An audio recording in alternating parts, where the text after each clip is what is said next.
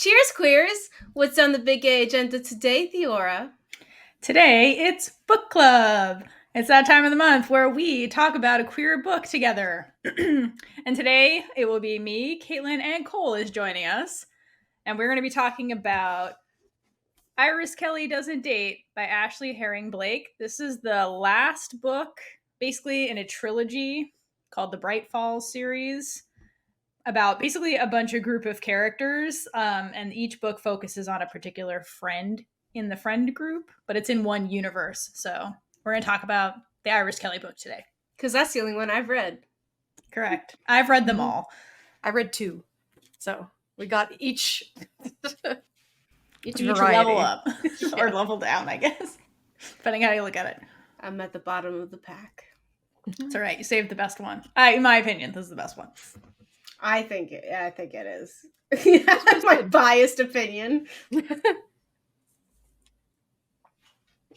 Okay, so before we get into this, I forgot. I don't know why I forgot. It's my section next. I will say everything I have to. If you're watching this podcast on YouTube, be sure to subscribe to our channel, give this video a like, and drop a comment to share your thoughts. We absolutely love hearing from you. For our podcast listeners, please download this episode and leave a review if you can. Your engagement helps us reach a broader audience and spread the joy of queer content. For even more exclusive queer content, early access to videos, and full reaction videos, join us on Patreon. Dive into discussions on our Discord channel where we enjoy connecting with all of you. Explore our merchandise at biggayenergypod.com to show your support.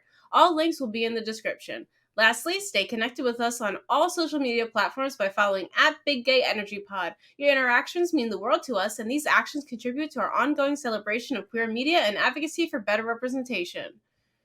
Woo! You could probably put a compilation together of all the times I messed this intro up and just have the whole thing be me messing it up. Oh no, it's great every time. Specifically for book club people. So if you're into book club, specifically, if you come over to our Discord, we basically do like a virtual book club where we like read it and talk about it as we're reading it. So for Iris Kelly, we read it during the month of February of 2024. So if you're interested in participating in book club and like talking with us, and that discussion will probably end up on the episode, head over to our Discord to like participate in book club. It's virtual. It's whenever you want, but we usually dedicate a specific month to reading the book before we record the episode. So if you're interested, click the link below and join us over there. And if you just want to talk about books in general, like there's a bunch of book nerds in there that are super fun and give amazing recommendations. Yes, join us. Join us. Do you feel pressured yet? Do it. That was probably the funniest intro. Like, do it. All right. So let's jump into book club. So yeah, today we're going to talk about Iris Kelly Doesn't Date. And if you've never read it, but you kind of want to know a little bit about what it's about before diving into it, hang out for the first like 10 minutes or so. We're going to give a spoiler-free review and just synopsis of the book. So what is it about? Iris Kelly, this lady, if you're looking on YouTube, redhead, wonder. She's in a rut. Her next novel is due.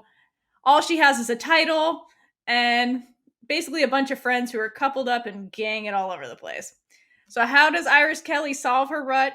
By fake dating a total stranger she meets in a bar. You know, for research. Quote. In walks Stevie, anxiety in human form, who just got out of a major, lengthy relationship and is psyching herself up to find love. What could possibly go wrong? Who knows? What could go wrong? There's no way anything could go wrong, Theora. No, it sounds perfect. So that's basically what it's about. So if each host here, if you could describe the book in 3 words without spoiling anything, what would you say? Okay, so first of all, 3 words, Theora.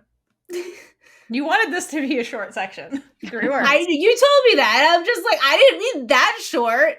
Anyway, let's do it. I really thought about this. So my answer is vulnerability meets confidence. Oh, that's great. Cole. So I want to go last because I did not follow the 3-word rule. Because I I couldn't condense this into 3 words. So I could go now. It's fine. So I'm calling it a gay cliche, but with a caveat, but in the best way. Ugly gay cliches are great. Okay, my 3 words: fake dating supremacy. It's my favorite trope, so I'm here for this. Okay, so to conclude our spoiler-free section, how much big gay energy would you say Iris Kelly Doesn't Date have? If I had to rank it, I would say an entire theater troupe's worth. Kaitlynn? Okay. So we're not going with numbers this time.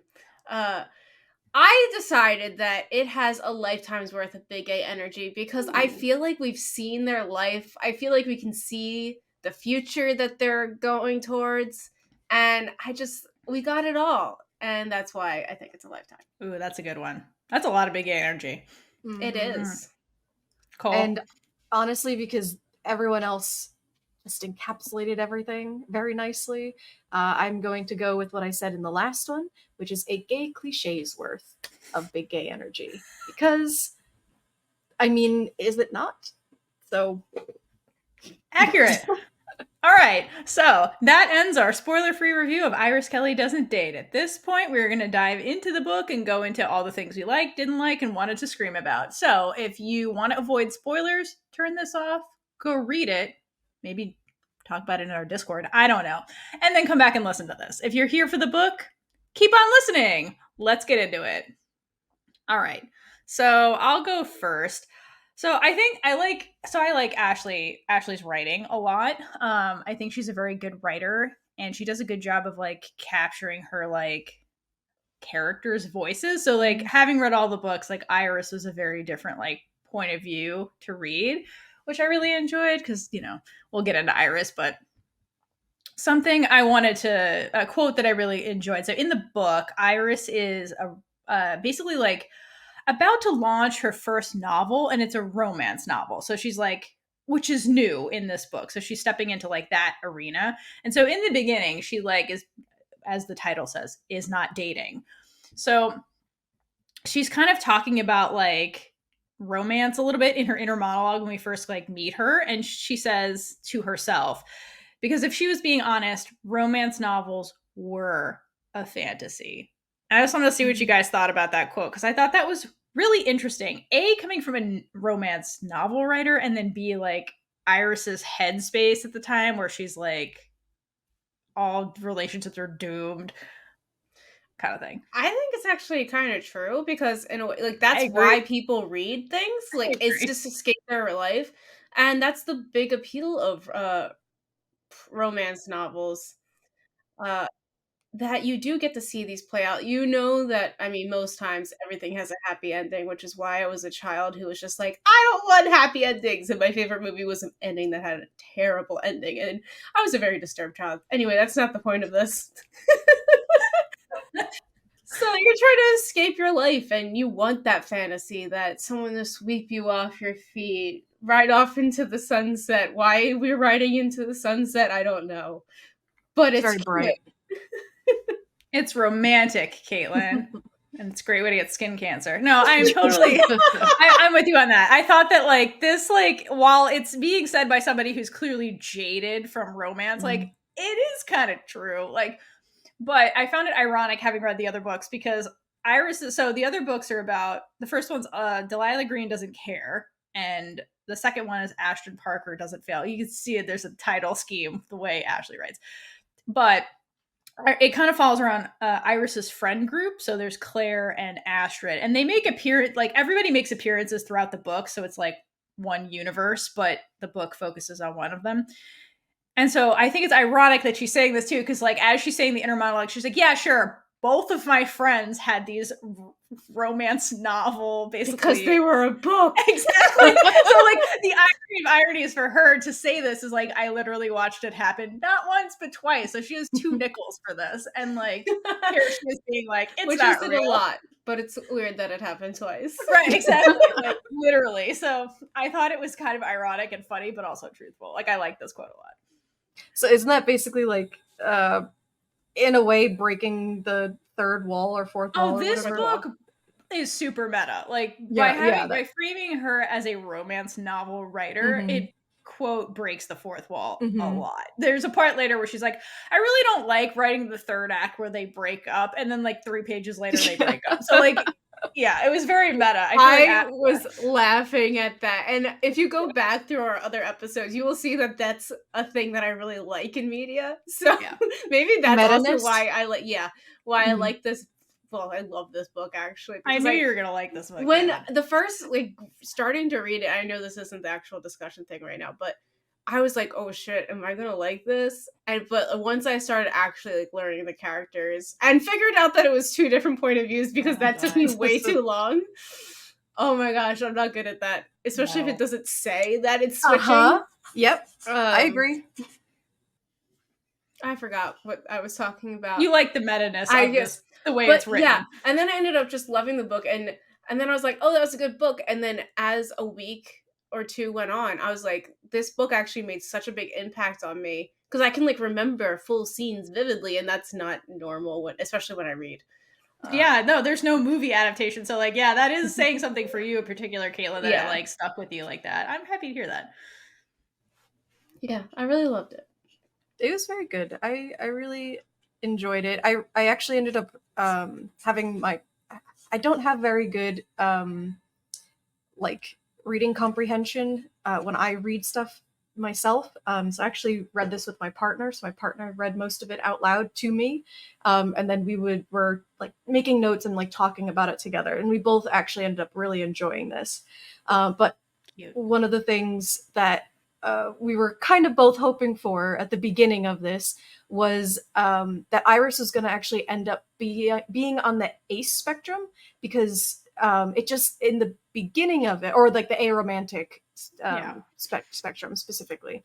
And we were, because of how much she was like not trying, but she was saying like, this doesn't feel right. This has never felt right. I've never wanted to be in a relationship or she's like very hard for her to want to now be in a relationship, I guess is a better way of putting that. But then of course, as the book went on, Stevie and Iris are adorable, and I'm very happy with how their relationship ended up playing out. And there's also like a mental health thing that comes along that like is added to this, which I kind of want to talk about later. So it's a good thing it wasn't an arrow ace type situation due to like the mental health aspect that comes up in the book. And I'm glad you brought up the arrow ace stuff, because at one point in the book, excuse me. At one point in the book, that comes up. I think Stevie asks Iris, like, oh, do you think you're like on that spectrum, like aromantic, because of the way you're so abhorrent to romance? And I like that Iris has the thought where she's like, I could easily say that, because like, I have a lot of these features. It all comes from the trauma and stuff. Yes. But she's like, I'm not going to co-opt somebody's identity. So I like that line that's in there specifically about that, because you could easily kind of read her like that, like you're saying. So I like that the author like clarifies, like, no, we're not co-opting identities. Like, she just has trauma. Yeah. And I'm glad they also, I was just going to say, I'm glad they also discuss that there is trauma around it. Like, as much as like trauma is not good, of course, but I'm glad that they brought it up and they kind of went into it and discussed it a little bit more. For sure. I have something to say about that scene, but I have no idea where it is in the outline, so we're going to talk about it later. Sorry. All right, so speaking of the scenes in the book. Okay, another quote that I really liked. So in the beginning, basically Iris is with her family. Her family, man. They're interesting. But anyway, there's a lot of friction comes between Iris and her mother. And one of the things that I like, but I think that encapsulate that is the quote, oh, honey, Maeve said, looking at her with those big, you poor thing eyes. No one is fine by themselves. Look at Claire and Astrid. They're happy now, aren't they? Iris frowned. Just because they have partners who make them happy doesn't mean they weren't happy before. And I like to call this the Alice Osman theory. The Alice Oseman thesis, because this is the whole point of Heartstopper. Because oftentimes in media, because again, media is not real life. Like we need to just I wish it was sometimes. It's escapism, but oftentimes the message, especially like Disney stuff. I use Disney because like Disney's a classic. Like the princess meets the prince, lives happily ever after, just because they met. So there's this like reinforcement in media that like, yes, once you meet your person, that's it. All your problems are solved happily ever after. But like, you could be happy before and like not happy after. Like there's a whole combination of things that can happen. So I like that Iris has this perspective where she's like, I don't need a person to complete me, which is basically that thesis. Like, yeah, having that person, if that's something you want, like can add to your life, like in a multitude of ways. But like, it's not the thing that like defines your happiness. And so like, that's like this like old school thinking versus new school thinking kind of that's happening with like her mom and Iris, that like Iris cannot get her mom to understand where she's coming from when she's like, I'm fine being by myself. Like if the right person comes along, they come along, but like I don't need that to like be complete and be happy. So I like this. But this thinking is the reason why some people think that they need to be with someone. Absolutely. And that's why they keep picking people that aren't good for them. And I've seen so many relationships where it's just like, it's so not even abusive, but just like not good. Like they're not happy. They think they are because that's what they should be. Totally. But it's really making them more miserable and destroying their life. Yeah, like it's like nice sentiment, but can be toxic. Like, you know what I mean? Mm-hmm. Like this, like toxic. It's causing toxicity here when like, it's meant well, but like, you know. One thing I do like about the parents though, just to throw this in there, because there's a lot of stuff not to like about these parents. The PDA that I'm going to talk about in just a second. But I did honestly really like the fact that the parents actually set Iris up with multiple gender people, like suitors. So I did like that they were being supportive. They were doing it unnecessarily over the top and like just way too much. But I did like that they were supportive. They didn't quite understand and they were just like, what is happening? But they were there. They were giving her options in all of the categories. So see, they were annoying in regular parents' way, not annoying in the homophobic parents. Correct. Yeah. This isn't Gap. This isn't Gap, this series. They were trying to force her to marry a man she doesn't like. They were forcing her to try and marry a bunch of people of many genders that she didn't like. They're like, we really like this guy. Oh, but you don't want to be with him? Okay, how about this girl that I found on the street? Seriously, how about my hairdresser? She had blue hair. I figured she was queer. Which might be right. Mom was right, but yeah, I know. It's one of those things. Like they mean well. It's not that they're trying to be malicious, but it's like they're not listening to Iris really when she says how she expresses how she feels, and like they're like, yeah, whatever, and then they just keep doing what they think is best. It's literally the Gap. It's Sam and her grandmother dynamic, but like in a less homophobic way. Like you're saying. And so then about the parents and their PDA. So like it's great and all for parents to have like a healthy sex life. That's fine. Just don't do stuff in front of your kids. They gross. Can be adults. It doesn't matter. No one wants to see it, especially not them. Like, what are you doing? Just stop touching each other. I think I blocked it out. What happened? They were just making out constantly with each other. Ass grabbing and like sexual innuendos. Because like I think some things are fine to like show that like no matter like what you're still in love. Like occasional like holding their hand or like giving them a nice hug or like kissing them, but like making out in front of your children aggressively is slightly. I'm assuming that was the description. This is the first chapter of the book, I believe. And this is why I was like, I don't know if I'm going to like this book. Because I didn't like the family. I didn't like all the dynamics. Yeah. So I was like, shit, what am I going to do? I have to read this whole book. And then once we got to Stevie, I was like, yep, okay, we're good. Well, like the parents go away. They're there for like a second. Family goes. And like they're brought up like very briefly. Yeah, they're not. It's not the whole book is No, them it's trying not. to get Right. her to date somebody. Right. I All right, do. Go ahead. Sorry. I was just gonna say they brought a suitor to this first meeting. I think it's Zach or something. Like that. Zach, poor Zach never had a chance. This poor dude. This was probably one of my favorite scenes in the early part of this book. Was just Iris being a complete shit to him, like just being a dick. And it's like, oh, so we're gonna get married and we're gonna get engaged like right now. And he's like, whoa, whoa, whoa, like what are you talking about? Like, okay, sorry, goodbye. And then left. That poor guy, because so like I see where she's coming from because she has to deal with this all the time from them. Right. But at the same time, I feel like she could have just like talked to Zach and be like, hey, my mom does this all the time. I know nothing's gonna happen. Do you want to help me just like freak them out a little bit? Could it have been nicer? I guess so, yeah. But it was But funny. then would it be Iris Kelly? I think right? not. No. Yeah, she needs to just go. I do love. I forget. Was it at the end of that chapter of like her just like proposing to him or something? Yeah. Like I laughed my ass off. Yeah. And everyone was just like, "What so the hell funny. are you doing?" Just like, of course, that's one way to get rid of him. It was so funny. So Alex, my partner, was like, "That's one way to end a blind date. Super subtle."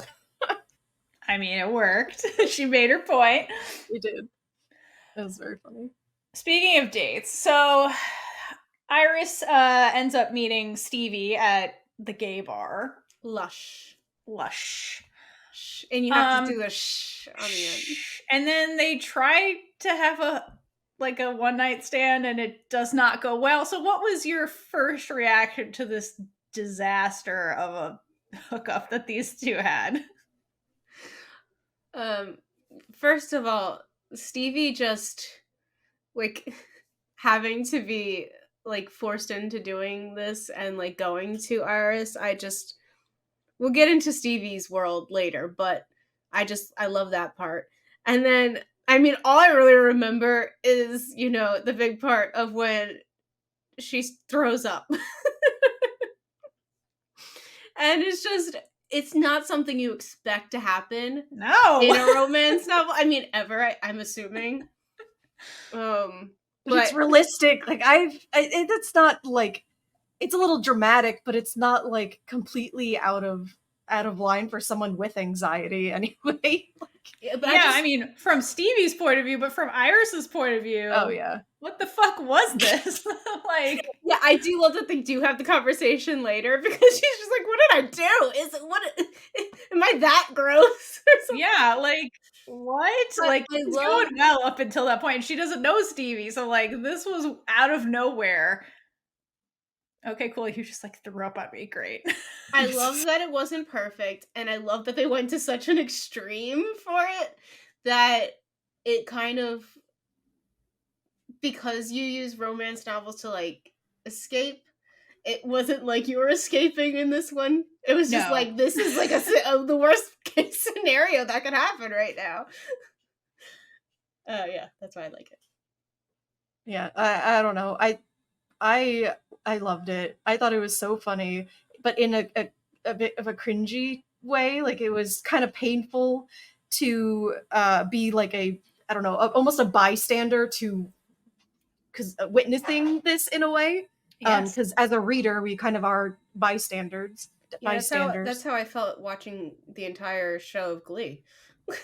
Like a bystander. No, like the cringy. Like, I love it, but it's okay. Continue. I don't know. I feel like I could relate a little bit too much to the like how anxious that Stevie was in this situation of like not trying to be this other person while talking to somebody that's super attractive to them and trying to come off as like suave or like cool, and while they're really just freaking out inside. And while I've never thrown up on anybody, I like there's always time. I hope not. I hope I'm done with trying to figure that stuff out. But like it was just I don't know, it was so relatable with like the amount of anxiety and trying so hard to be chill and just failing miserably at it.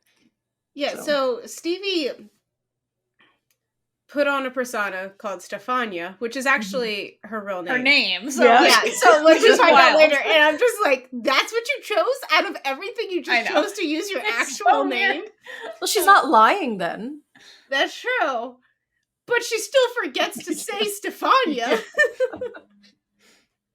And so, like, this is her alter ego who's, like, so easy to talk to people. Yeah, that didn't go well for her, obviously. But luckily, Iris just seemed a little, not desperate, but it's just like, you know what, I'll go with it. Right, you're cute, whatever. Just shut up, stop talking.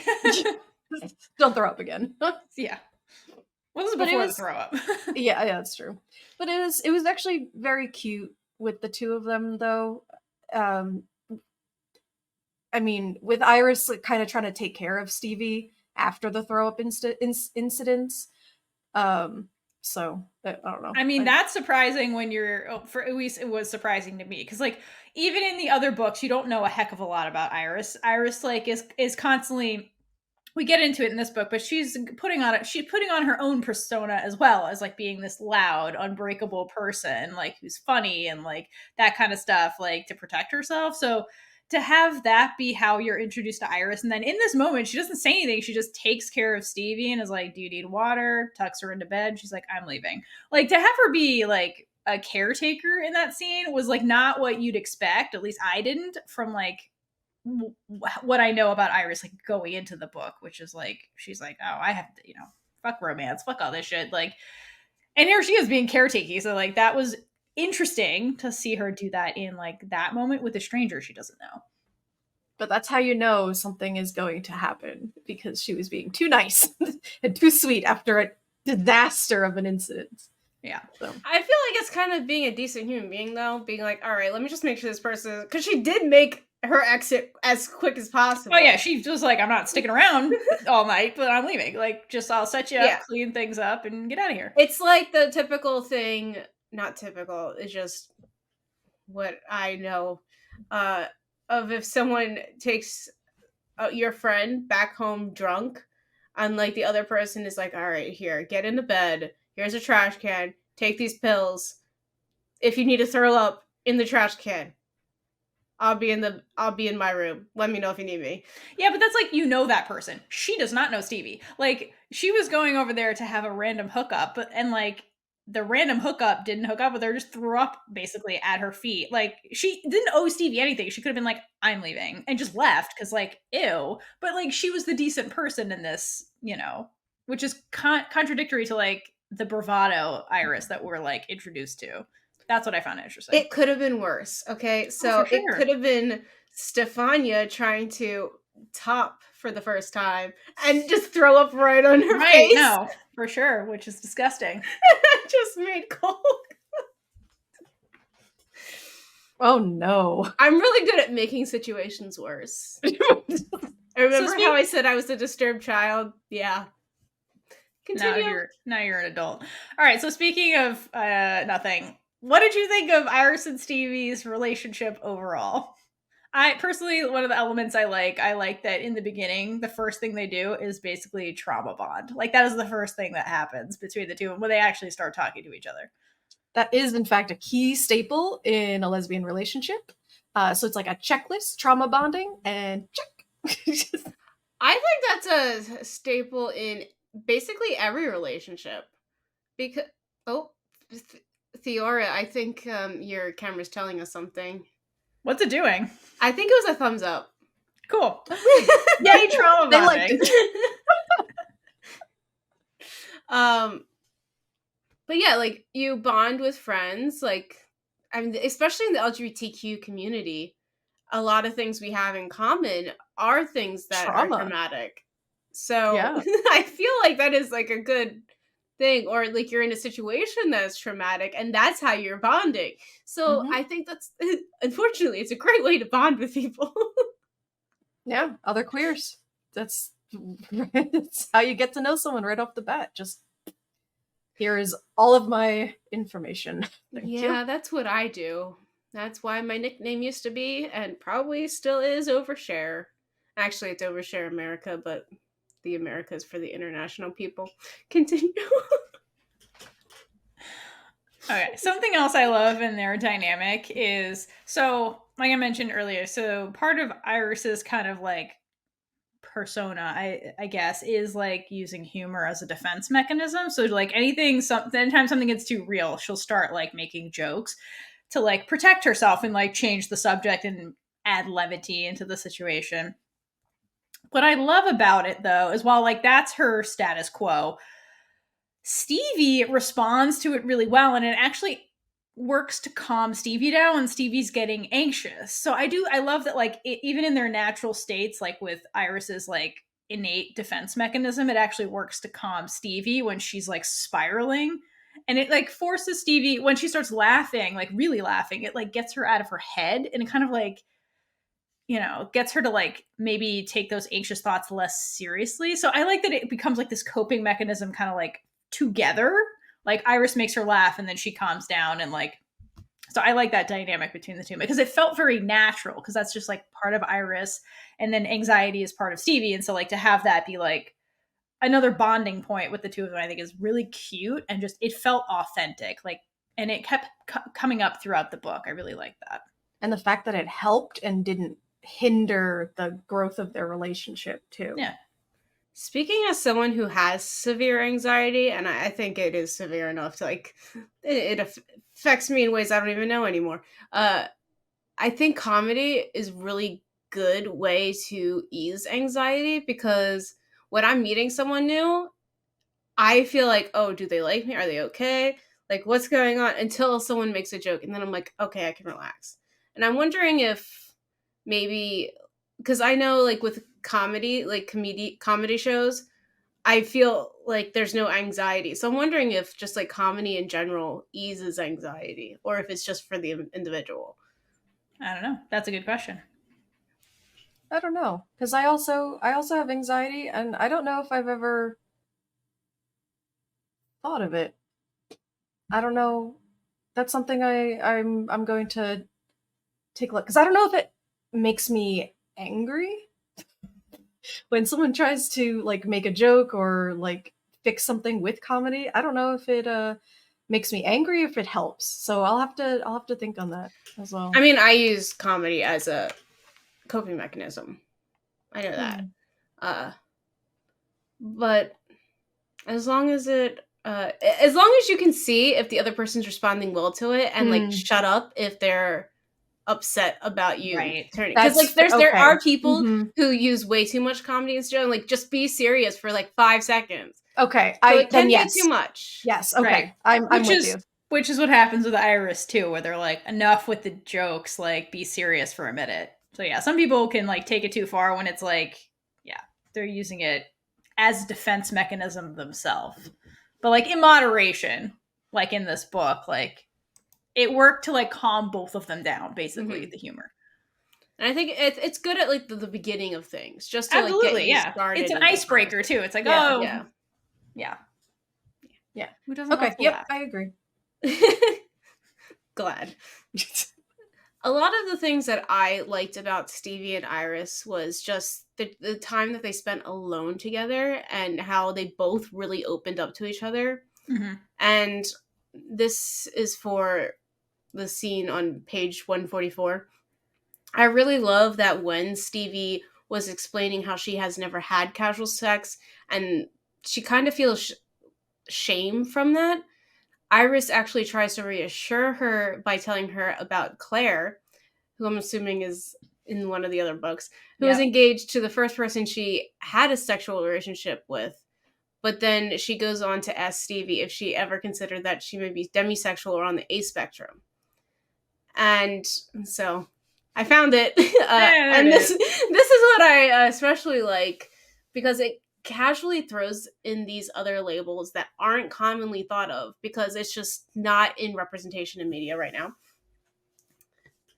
And so it helps with that visibility.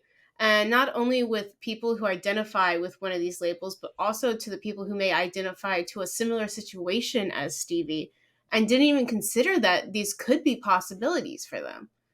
Because, like, if you haven't heard about it, if you don't know it's out there, then how do you know to look into it? Yeah, I agree. Side note, if you want to know what happened to Claire, go read Delilah the Green Doesn't Care. I guess I just have to read the other two Because books. you've already been spoiled if you read this book. I know everything that happened. Then I was like, should I read these yes. books now? Well, okay. I have opinions about the other books. We can talk about that later. But, Okay. but yes, read Delilah the Green. Is everyone taking a drink? Okay. We're hydrating for Lesbian Jesus, Cole. She's read all the books. Lesbian Jesus? Mm-hmm. Yeah. Where do you think these romance novels come from? She's like the muse. Thank you, Lesbian Jesus. Thank you. Oh, yeah, no. It's from Kimmy Schmidt. Oh, okay. Oh, and if you're listening on our YouTube, you can actually see what they are. Go watch Kimmy. Look up like Titus Kimmy Schmidt prayer thing. It's hilarious. okay. I was like, I don't think that was Kimmy Schmidt. Is it the first time Theora's done this in an episode? And I've done it before. Yeah. I love that show. It's a common thing, and now I think I need to watch a show. You would like it. Actually, it's just a comedy. All right, now I really have to watch it because Theora is pretty good at figuring out what I'll like and like what I won't like. So I take her recommendations very seriously.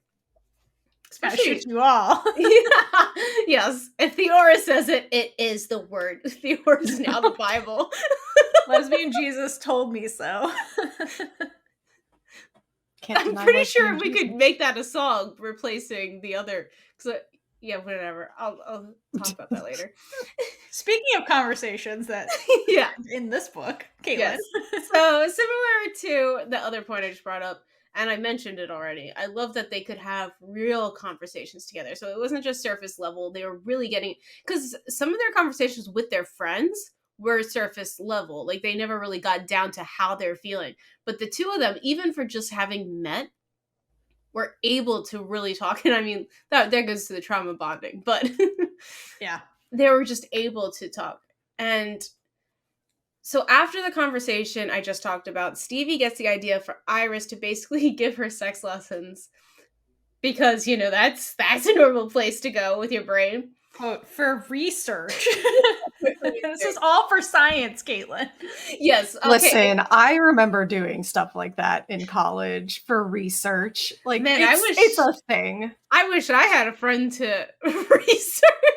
I definitely did not do this. I didn't do research with people. No, I just went for it. I did research on Google, which is not the best way to do it. We definitely used Google too. Stopper. It was a Google. I do relate to Nick, Sam and Nick. Oh my god, Sam, dumbass. Definitely on Google. Yeah, if you haven't checked out Gap the series on YouTube, go do. Listen, if you liked this, you might like Gap the series. It's funny. It's not fake dating. But there's a lot of trauma bonding. If you're a fan of trauma bonding and romance, go check out Gap the series. And queer friend groups. It's kind of like this. It's just not fake dating. Yes. Or a book. That is it was a book. It is a book. Oh, anyway, yeah. back to this book. Yeah, back to this book. So, Stevie wants sex lessons. And I think these were more confidence lessons in a way, literally. Because that is really what Stevie wanted to be. And Iris exuded confidence. Like, oh my gosh, to have the confidence of Iris. Seriously, just a little bit of that. Sell that shit, girl. You make yeah, just a little bit. Sprinkle it around. Right. And when you're extremely anxious, you are especially going to be less confident with sex. At least this is my opinion. We'll get the amount of stuff I'm about to say in this episode is ridiculous. Anyway, when you're extremely anxious, you're especially going to be less confident with sex because it makes you even more vulnerable, which causes more uncertainty and insecurity. We'll get more into the mental health stuff later, but the fact that Stevie was even willing to ask Iris for help to figure out sex just shows how comfortable they are with each other. Yes. Because that is first of all, that is a weird thing to ask somebody. Absolutely. I'm surprised Sam didn't do this and get the series. She's like, you know what? Come on. I'm going to need some lessons. What? Mon's not the right person to ask for lessons. Did I say no? Smart? No. No, that would be Sam to Jim, and Jim is like, yes. Jim would be the one that would offer sex lessons. Anyway, we can bring that into a Gap series, because I know like the Iris Kelly people probably haven't seen. I'm so sorry. Gap. There's just a lot of parallels. Just to keep it. But yeah, I'll try to explain what that means. Jim is like somebody who is like very, very is married to a guy, but is very after Sam. Yes, she's gonna have a kid too. Yeah, so that very obsessed with Sam for some reason. I mean, so probably a gay reason, but yeah. Anyway, yeah. Back to the book. So this is also an interesting dynamic too, which is it's kind of related to the anxiousness and the like confidence and stuff like that. So it's so it's interesting dynamic with one, which is Stevie, having gone to therapy, while the second person, Iris, in this situation has not. But as someone who has been to therapy, Stevie was able to help Iris break through some of the emotional trauma that she needed to unpack with like the romance lessons. Yeah. While Iris was able to help Stevie with things you shouldn't do with a therapist. For example, do not have sex with your mental health therapist. No. It is not a good idea. I mean, if you are seeing them in a therapists. mental health therapist, I said okay. specifically, well, to avoid. But if you're seeing them in a professional capacity. Now, if you are dating not your therapist, but is a therapist, do what you want. I mean, that's as long as there's consent. So then the other thing that it was really, really nice to see in this book was the many times that enthusiastic consent was brought up in this. So everything, any kind of spicy scene that happened, there was always like, is this okay? Are we okay with doing this? And that was super, super important, especially since this was a very much like, and Iris brought this up too, it was very much like, I don't want to push you to do anything you don't want to do, Stevie. Like, you are like, whatever you want to do and however far you want to go, let me know. I'm okay with all of this to a point, I think she was. But once you say no, we're done. Like, and this is all on your timeline. This is all on you, to say that you wanted to do more or do less. So, and then she, of course, Stevie was also asking Iris along the way if things were okay as well. So it wasn't just... While you're fixing your camera, yeah, I really did like that, because it's like very from the beginning, like, you have to be in charge, like, and in a way that's basically Stevie's first confidence lesson, because she has to be able to ask for something. And it's just it was a great aspect of this relationship, because it was a situation that really could have turned south. And by that I mean, like, not like abusive, but like taken advantage of. But because of this, they set clear boundaries in the beginning by doing that.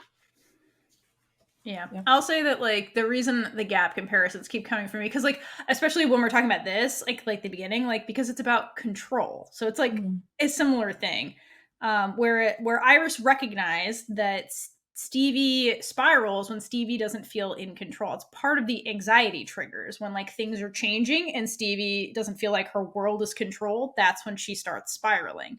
Relatable. So, right. But the other aspect of it, to go back to what you were talking about, Kaitlynn, about like their relationship specifically, part of why like Stevie feels a lot of shame when it comes to sex in particular is because Stevie was in a controlling relationship with Adri. And we'll talk more about Adri and Stevie in a bit, but I just wanted to bring that up because all she knows is being in a controlling relationship where she's the one being controlled. So she doesn't know how to take control. So Iris gives her a safe space and like her own timeline to take the control. And once Stevie starts actively doing that, we kind of like, through like inner monologues or conversations with her friends, like Stevie comes to recognize how important that is for her to have control, because then she's not anxious and like then she can act the way she wants without like spiraling. Because to contrast that with like the first hookup, like yeah, she wanted the hookup, but like did not feel in control and immediately spiraled and then ended up vomiting. But like that starts to go away once Stevie steps into her own power and like learns how to like take control in a healthy way, you know. I just love it. Because like how you said, the safe space, they really were each other's safe space. Totally. And it's just I just love that, because I love seeing the scenes between the two of them. You know, when all the other outside factors weren't affecting them. Yeah. Oh boy. Got more to discuss in this. Yes. Speaking of safe spaces, let's talk about the Empress. So, the Empress, what is it? The Empress was a queer institution in Portland, a safe space, a community, a home for many. The Empress specialized in queer interpretations of classics, gender bent, swapped, and inverted, as well as trans, lesbian, gay, bi, pan, ace, and aro character arcs woven into familiar cis-het plotlines. Where is the Empress in my life? Yeah, it would definitely be in Castro if it was. For real, why is that not there? That's where it should be. Yeah, seriously, go put it in Castro, because yeah, we'll take a field trip there.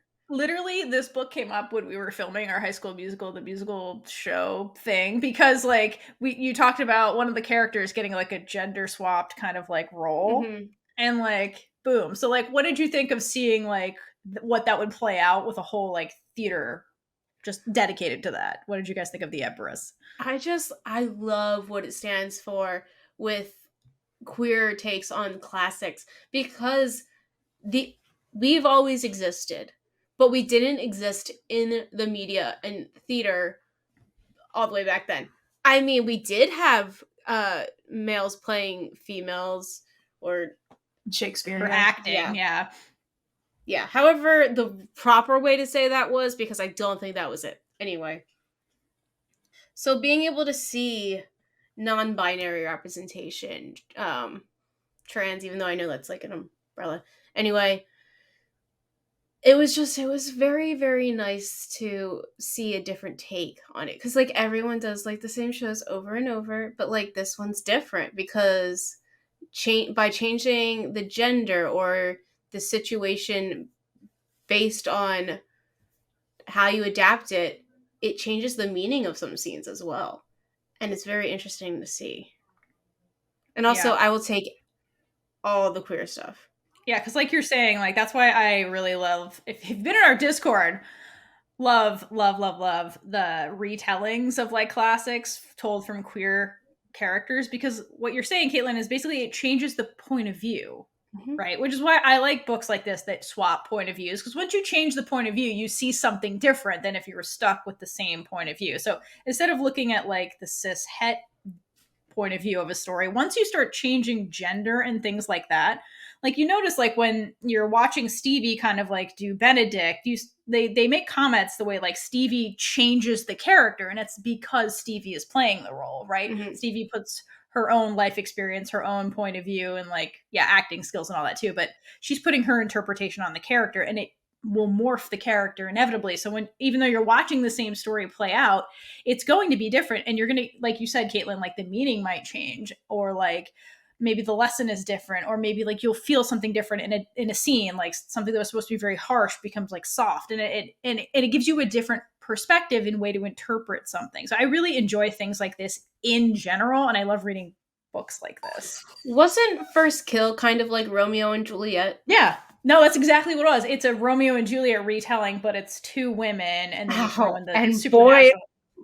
Boy, does that change things. That was just amazing to watch. Go watch First Kill if you can, because Yeah, no, One literally, day. that's what it is. That's a queer retelling of Romeo and Juliet, and like, Which I finally like Romeo and Juliet. and like, and you're adding like again like people of color into that, which Yes. also changes it. Like That's all of awesome. those kinds of like not swaps, but like all of those kinds of once you throw diversity into not throw, but like add diversity into like classics, it will inevitably change it in just and it makes it a richer experience because then yeah I'm watching the same story but I'm getting something different out of it and I really enjoy that a lot.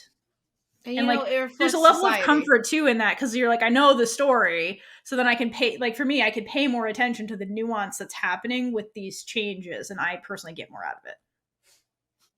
That's fair.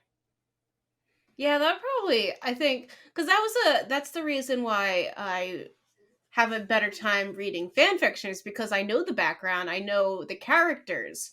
So having the story be like something that I've already watched or had to read even just for school or something, being able to see like the changes because of the representation added to it. Yeah, I think that would be great. And please, someone, if you're listening to this, make this in Castro. I mean, Seriously. anywhere, but like if it's in San Francisco, I could just That'd go be visit great. Theora and we can go, you know, do a bunch of videos there. Yeah. Should be fun. So one of the things that I really liked about the audition process of this was that they didn't set in stone who, like, the gender or sexuality of the characters until they found their actor.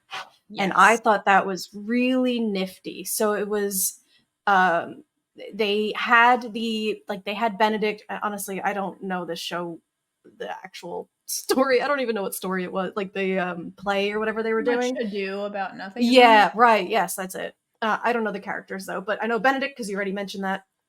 So Benedict was in there, and like it could have been played by a male, or it could have been played by like someone who was genderqueer. It could have been played by a female. They did pick Stevie, I believe, was for that one, right? Stevie was cast first because they're like, we need a ringer. Yeah.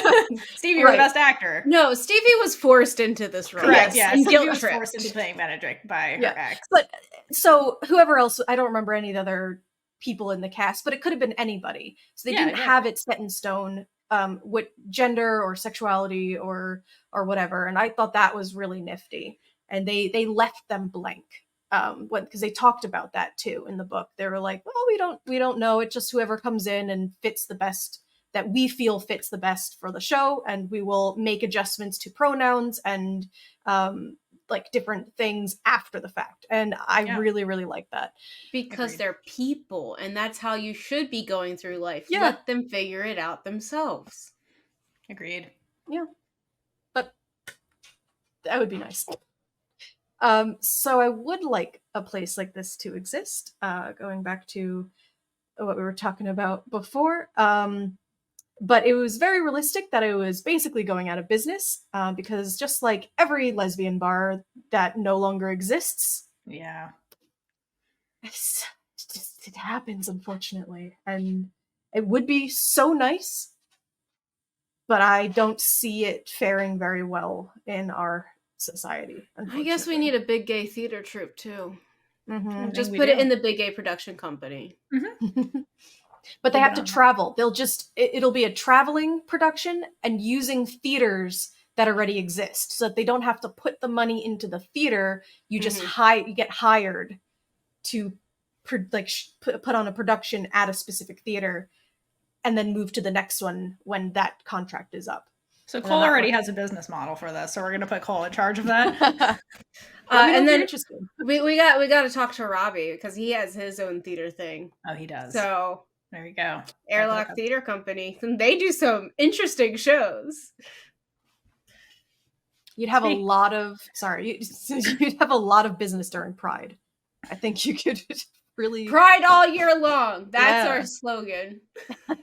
Bringing pride to you. All right. So, speaking of pride, so one of the things that's lovely in the book is queer friend groups. So both Iris and Stevie have their own respective queer friend groups. But they're very different. At least they have very different dynamics. So I just wanted to see, how would you guys like kind of compare and contrast the two groups. For me, going into the story, I was much more familiar with Iris's friend groups because that's literally like all of the trilogy. And so her friend group at its core is very like loving, supportive, and they've known each other since like high school. So like while Iris is like prickly towards them in this book, it's because it's coming from a place of she's traumatized right now and in pain and is like lashing out at her friends, but ultimately her friends are like a safe space for her and they are very loyal and like loving friends. Meanwhile, with Stevie, I feel like Stevie has the more like complicated relationship with her friend group because her friend group involves Adri, her ex-girlfriend, like recent-ish ex-girlfriend, Vanessa, who's like Stevie's best friend, but is dating Adri like immediately after they broke up, which is ew. Immediately, though. Immediately, which is so fucked up. That's the issue. Yes, I agree. And then Ren, who's not in the incestuous love triangle, but is like their friend. But Ren is like the one who's, I guess, quote, closest to Stevie when we start the book because of all the breakup stuff with the other two. So it's kind of awkward, but like they're by the end they get to a better place. But Ren is the most one who's like most consistent with Stevie. I feel like Ren's overprotective. I was gonna say, so yeah, but Ren is like aggressive about it, and in a way that doesn't like it's not compatible with Stevie's anxiety, which I find really weird because Stevie's always had this anxiety, and they've allegedly known each other for a very long time. And so what I thought was interesting is in Stevie's monologue when Stevie's having a conversation with Ren. Basically, Ren is trying to get Stevie to like go to the bar and like meet a girl, get over Adri. And is like kind of push Steve because like I get it, Stevie has anxiety and like has a hard time navigating life and making decisions because change is scary. And Ren's like, you have to do this, like now or never, like do it. And so Ren's like almost too aggressive with getting Stevie to do this. And so in Stevie's monologue, Stevie's like, even though I don't want to do this, like it's so much easier for me to just say yes because then that stops all of this. And usually Stevie's like, my reflex is to just say yes to get them to leave me alone because they don't listen to me when I tell them I need more time, not right now. It's like they try to like control Stevie, kind of like the way Iris's parents are controlling her, like with the best intentions, but still it's like, it's not what Stevie needs. It like infantilizes her, where at the end, Stevie's like, wow, like, you guys, you have to trust me that I'm an adult and can make my own decisions. And like, you need to give me the space to do that instead of like telling me what's best for me and trying to push me into it. So I found that the friends' approaches to the two of them was very different. And like, I feel bad for Stevie. Like, I feel like her friends are too much for her sometimes. And it like adds to her anxiety in a way. That's what I was going to bring up, where Iris doesn't have great family, but Yes. her friend group's amazing. And I believe Stevie's. I think so. We don't like get a lot of Stevie's parents, but I think there's like it's implied that her and her mom have a good relationship. I think, but we really don't hear a lot about Stevie's parents or her childhood or things like that. Well, I'm gonna pretend like that's okay. Sure. And and her friend group is not great.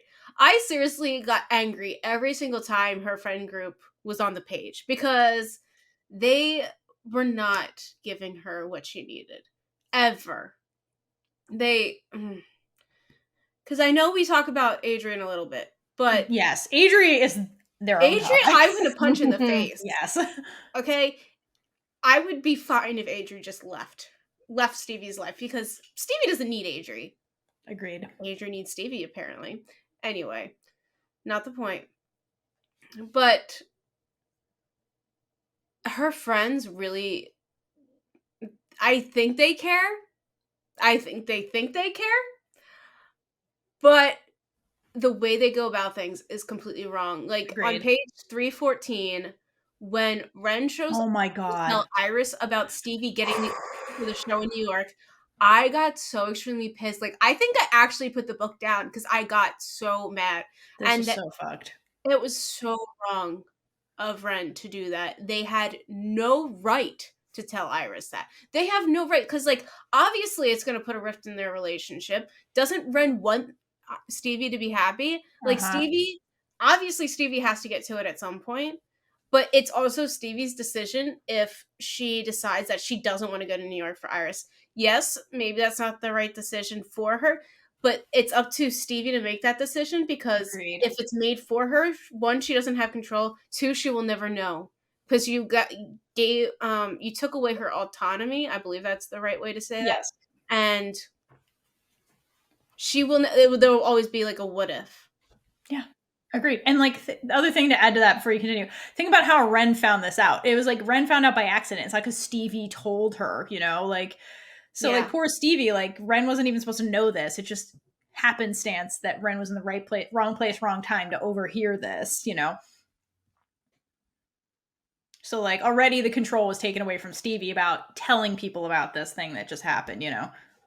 It's kind of like her friends don't trust her to make the right decision, because we see Stevie talk about being like, I know that this is the best thing for me. I know I need to do this. She was just trying to get the confidence up enough to be able to make all these decisions, because it's a lot of decisions. And when you have anxiety, decisions are so freaking hard, because you know that so many other things are going to change. You know, like once you choose this, all these other things will no longer be able to happen.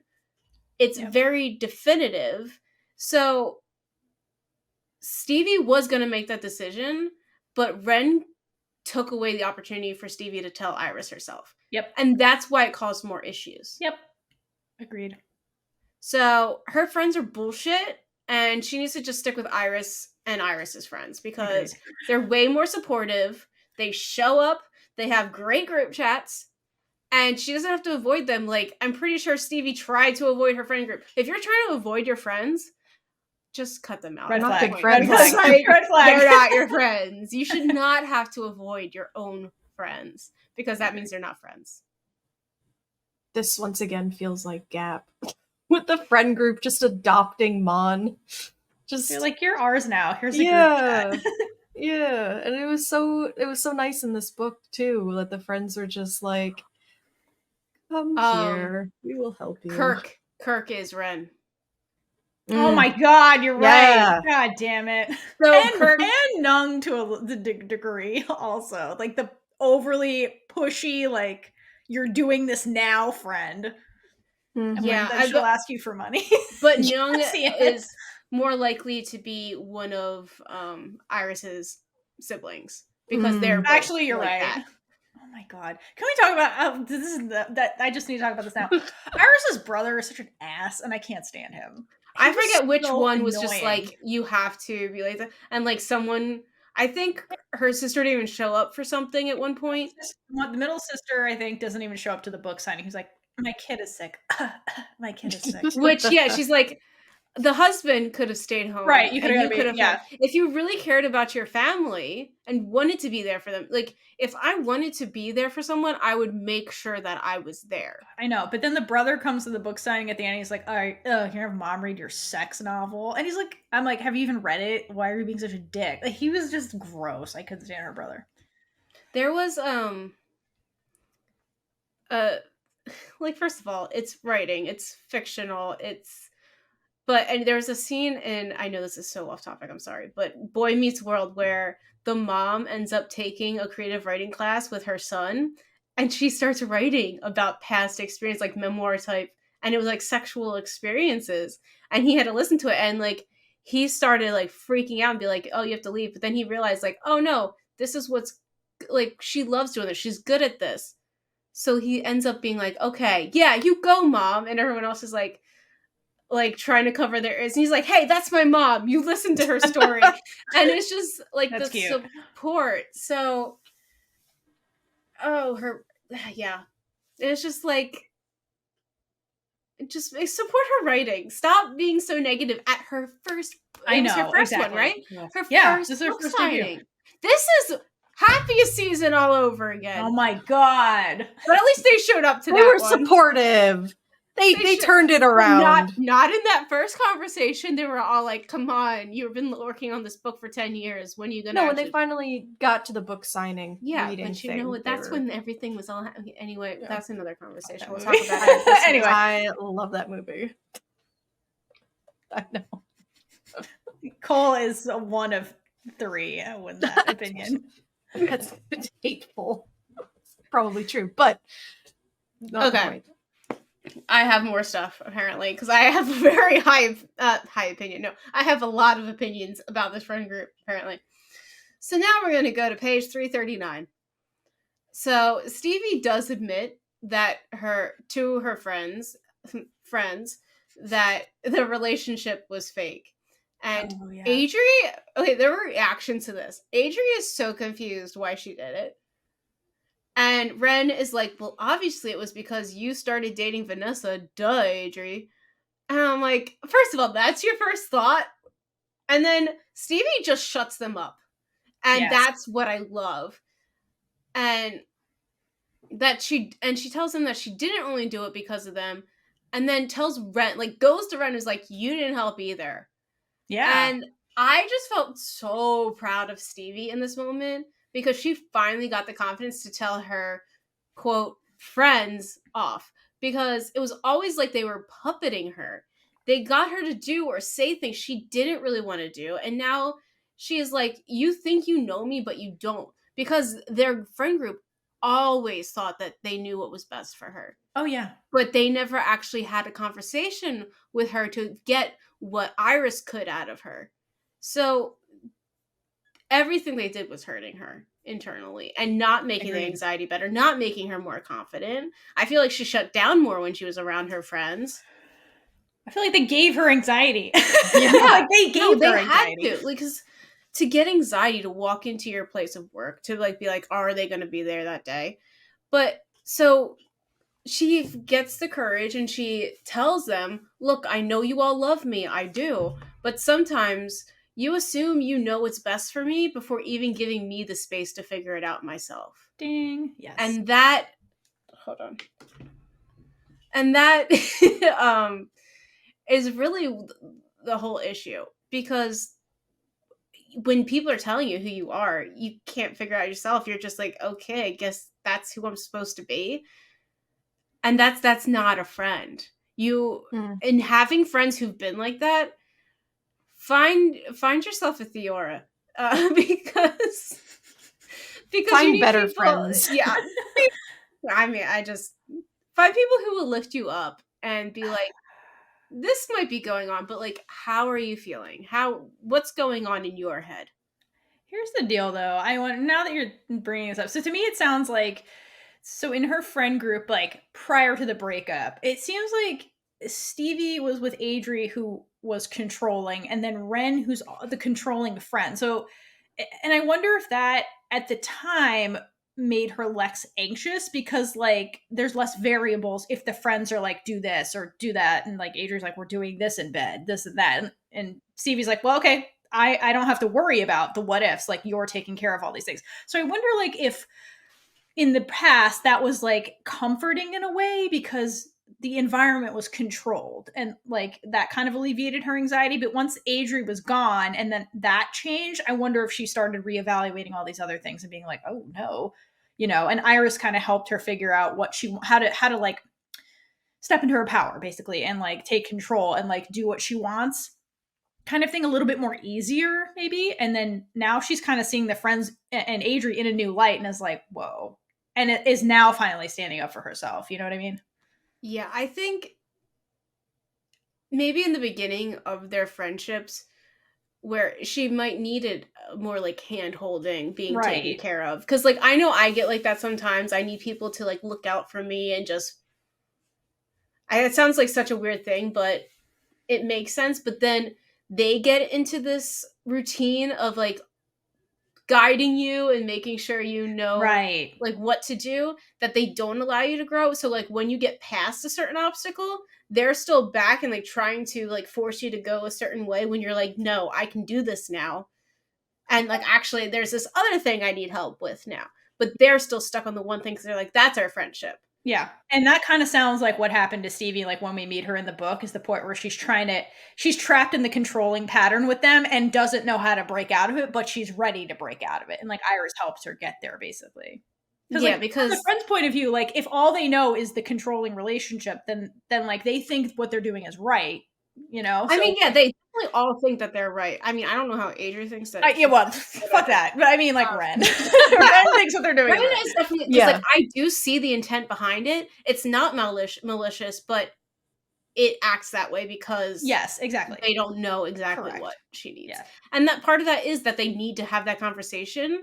But I think the friends shut her down so much when she talks that she's not able to get it out. No, that is exactly the problem. So that is partially why it takes 300 plus pages for Stevie to get to the point where she's like, shut up and listen to me. Like, actually listen. Don't just talk over me.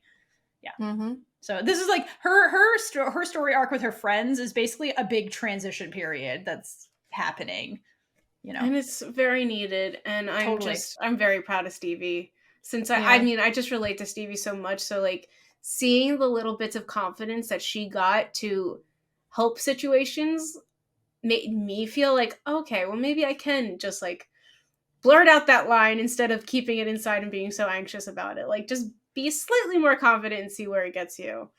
And I love Stevie. I feel protective of Stevie, so I understand. Yep. I agree. What was I going to say? I don't remember. So I'll say what I wrote instead. So on the other hand, you have Iris's friends, who, as you had mentioned, they are the sort of opposite of Stevie's friends, but they're also the opposite of Iris's family as well. So while Iris's family is super like kind of similar to Stevie's friends, where they're just like telling her everything she needs to do, when to do it, how to do it, who to do it with. Iris's friends they give her so much space. They give her almost too much space in certain situations when she could use a little bit more, like, I guess, tough love in certain instances. But they seem to only give that as the last resort to a situation. So it kind of like blows up, and then the friends are like, maybe this is what you need some information about, as opposed to like trying to nicely give some information throughout the journey. But so I think it's interesting that they're like the counterpoint to the family in this. So yeah, that's it. Not related, but kind of related, because you brought up Stevie's job earlier, Kaitlynn. Can we talk about the name of that coffee shop? It was called Bitches Brew, which, how on earth can you have a commercial business that's called Bitches? I could tell you one thing, Theora, they're not getting a bank account at Chase. For sure. But also, like, how could you have that? Because, like, isn't there, like, city laws where, like, you can't have swear words because children could walk by it? Like, how is that the name of the establishment? I know Portland's very liberal, but, like, you know? I don't know. I feel like I've seen another company, like, with words like that. I don't know. I just feel like the city would be like, absolutely not. You can't put a sign up there that says Bitches Brew. Well, Like, you don't know how they spell it. It could be like an asterisk in it. I mean, I feel like if that was the case, they would have wrote it like that in the book, but maybe. I was giving the benefit of the doubt, Theora. Cole's so embarrassed they had to leave. But yeah, no, I feel like it would be hard to do business. Maybe it's a silent W. So it's like witches. Oh my god. But anyway, I just thought that was weird, because like I listened to this as an audiobook first and I was like, is that what I'm hearing? And then I read it this time and I was like, yeah, that's what I was hearing. Okay. Anyway, okay. I like the name. So speaking of things that are confusing, let's finally talk about Adri. Okay, so Adri and Stevie were dating for like 6 years, and then like the relationship kind of like fizzled out. Adri is the one that broke up with Stevie because Stevie would never have the courage to do that at that point in time. And then like 2 weeks later starts dating Stevie's best friend, Vanessa. So, but then throughout the book, there's like weird behavior between Adri and like Stevie, and it's like this tensiony thing like the whole book. And so question is like, why? is Adri still in love with Stevie? Like, what is going on with the two of them? Well, first of all, I always forget that Vanessa is Stevie's best friend because they are so distant in this book. Yeah, no, I know. They like never interact unless it's with Adri. And like, I get that lesbian or like queer friend groups, like they have dating in between them. Yes. But it doesn't seem like they're able to keep their same relationships with the in dating. I don't know what the right word is for that. Incest.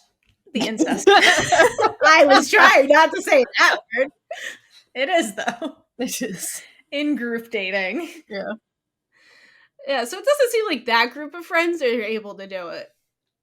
It was I mean, weird. honestly, most group of friends can't really do it. They just try anyway. I've never had that group, so I don't know. It's gross. It's but yeah, it is weird rough. that Vanessa is described as Stevie's best friend, and then they like never interact, like independent of Adri. Ever. Never. I No, mean, it's but always Adri's like still Adri's around. always there. I mean, like, it's never that Vanessa came to visit Stevie on her own. Never. That never. The way Iris's friends like come on their own to see her, that never happens. It's always Adri's there, and Vanessa is somewhere in the vicinity because Adri's there.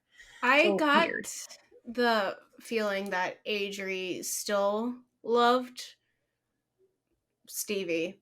Oh my God, I was about to say Iris. Wow, that's the twist. Because Adri would though. or she just didn't want her to be happy, which is very odd since she's the one who's in a relationship. So like, I would get it maybe if it was the other way around, but she had to be at least a little bit in love with her, or just like have that like feeling of just like still being in a relationship with her, because it pissed me off when they went on that retreat thing and she switched the room to make sure there was 2 beds. Like, that was a asshole move. And that's what I think that's the first time like Vanessa was like, oh, okay, this is weird. And then started really looking into it. I wish we kind of got to see them fight about it more. Me too. Because that would be very interesting.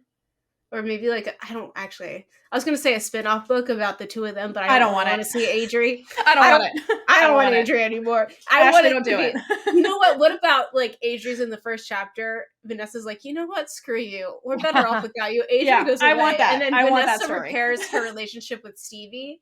And she ends up moving to New York. And then they all live happily ever after. And they go on a cruise. Or she goes back to Hawaii and then meets somebody. No, okay. That story.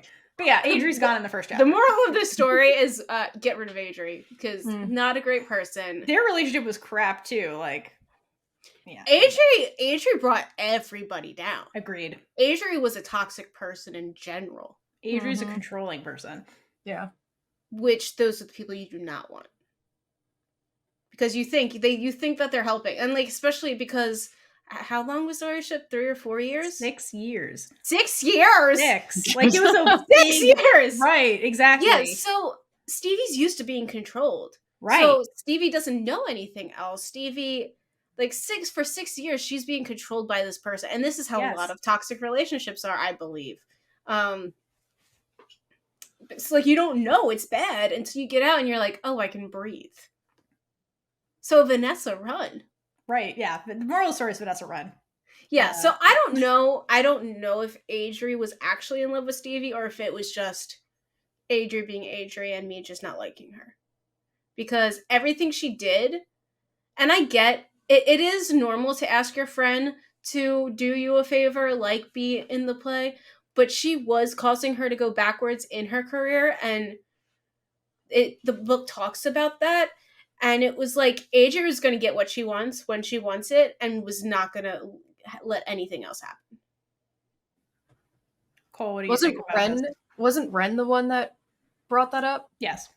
Yeah, that because Ren was the advocate of like, Stevie, you need to get out of Portland, and Adri's holding you back.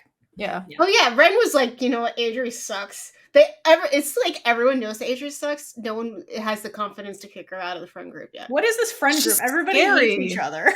No, it's not a friend group. It's, I know. It's a collection. It's a high school clique that has gone out of high school, into the real world, and they're so codependent, but a toxic codependency that they can't get out of it. I agree. All right, Cole. Was Yeah. Adri in love with Stevie? What do you think? So, no, I don't think Adri was in love with Stevie. I think that Adri was being possessive over Stevie and still wanted to control what Stevie was going to do, who she was going to see, where she was going, and still wanted that power over her that she had most likely the entire relationship with Stevie and breaking up with her. Like everything has been like control and power over Stevie. And I think that Adri losing that control, she did not like that. She was not happy about that. And so, what did I put here? And Stevie was shy and insecure, anxious. Adri was able to influence her a lot more. When Stevie was with Iris, she had a newfound confidence and was less easily swayed as she started standing up for herself. So, yeah, those are my thoughts. Okay. All right, I have thoughts on this. So I think it's hard to say. And one of the reasons it's really hard to say is because we only see the relationship between Adri and Stevie at this point from Stevie's point of view and Iris's point of view. And they're both biased in their point of views.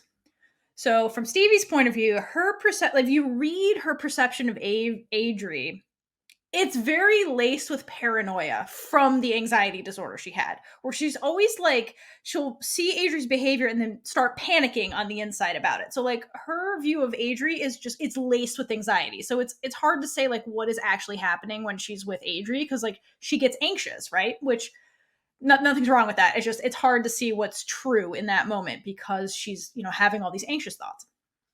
So that sways our perception of Adri when Stevie's interacting with her, because we're reading her inner monologue that's full of anxiety, right?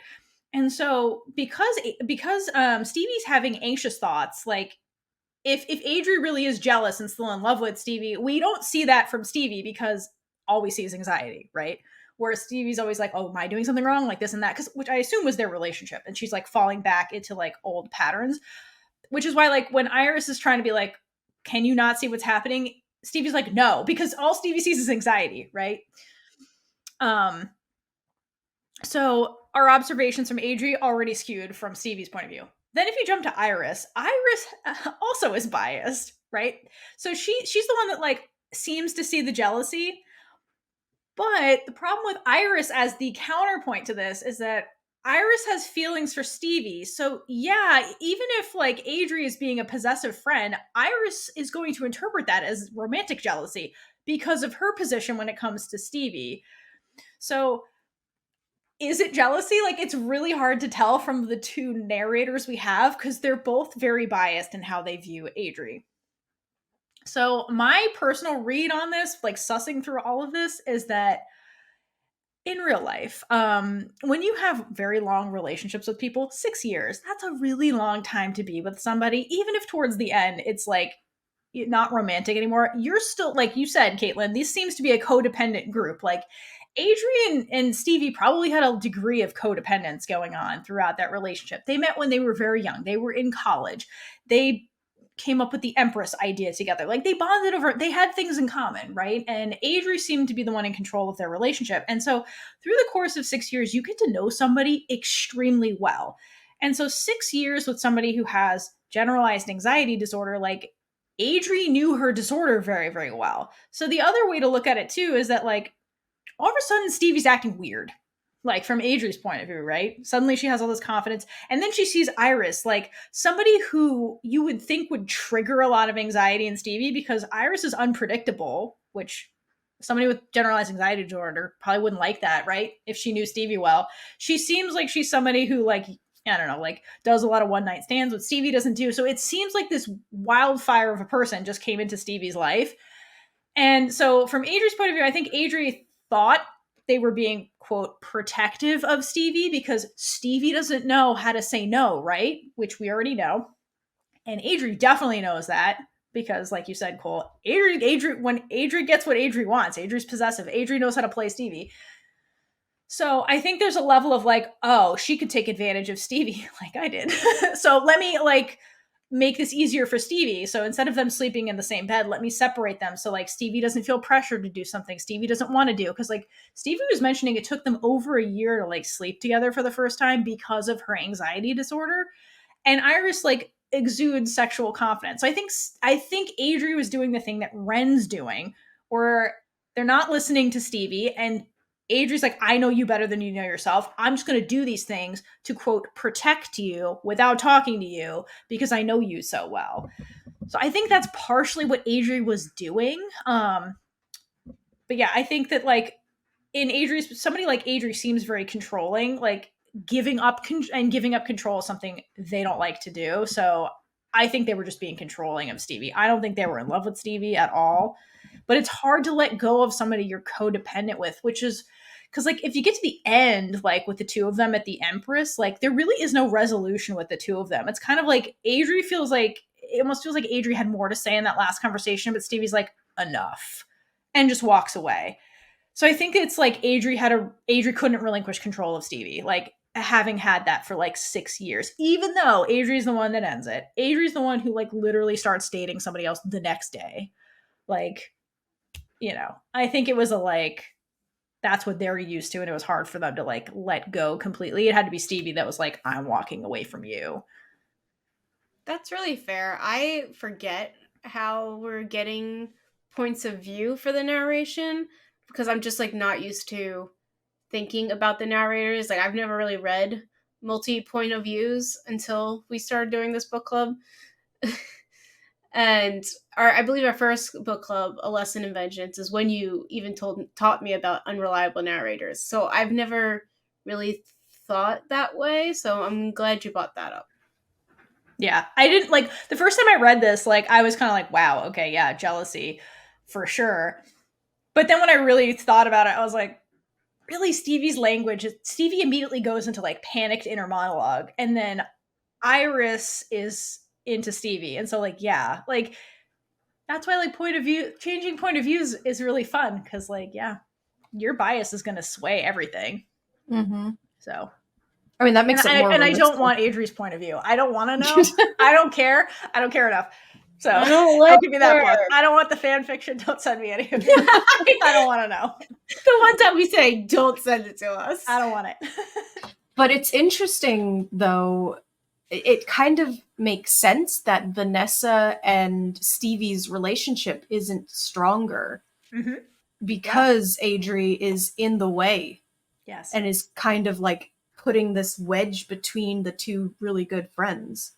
So, I agree. And so Vanessa's kind of taking a step back because she doesn't want to get involved in this situation that's unfolding. But also, what a shitty best friend. Yeah. To start dating your 6-year ex immediately after you broke up. That was really fucked up. Get out of the friend group, basically. Is the Stevie, get new friends. Yeah. Iris's friends, they're right there for you. Or find new queers in New York and like make friends there. Make new friends, but keep the old. No, don't keep the old ones. Keep the old as Iris's friends. Keep the Brightfalls friends. Yeah. Okay. Anything else about the friends before we move on to like the big topic of the book? No, I am ready for this new topic. All right. What's the topic, Kaitlynn? Take it away. It is about how mental health is handled in the book, and I know I am personally I love to advocate for mental health in the media, just mental health, talking about mental health in general. I find it very, very important because everyone does go through something, but because we're not talking about it, and it's getting so much better that therapy is a common thing to talk about, like, oh, you don't have a therapist? That is weird. But yeah, it's so important because, everyone has trauma. There's something in your life. And if you think you don't have trauma, you gotta dig a little deeper. It's there. You're lying to yourself. Dig a little You'll deeper. find it. Anyway, that was just Cheetah Girl song. Speaking of trauma. No, I'm kidding. I've never seen it. It's a great movie. Maybe trauma for one of the Cheetah Girls who got cut. But anyway. Okay. It's an old movie. So we've talked a lot about how Stevie has generalized anxiety disorder, and uh I'm about to go through a lot of stuff, so just stop me if you want to add a comment because I have a For lot sure. for this section. Go off, queen. Yes. Let's do it. Okay. So I mentioned before, but I found Stevie's issues extremely relatable because I'm pretty sure I was diagnosed with GAD as well. They didn't say generalized, but it's like it is constant. So Constant. Cat. yeah. Actually, no, that acronym is something else. CAD is like this math thing, I believe. No. Anyway, when I can relate to a character, I have an easier time reading it. So I think that's why I've been a lot more engaged with this book. So on page 26, yes, I made sure to write down all these pages for you. Stevie talks about how saying no is a really hard thing for her.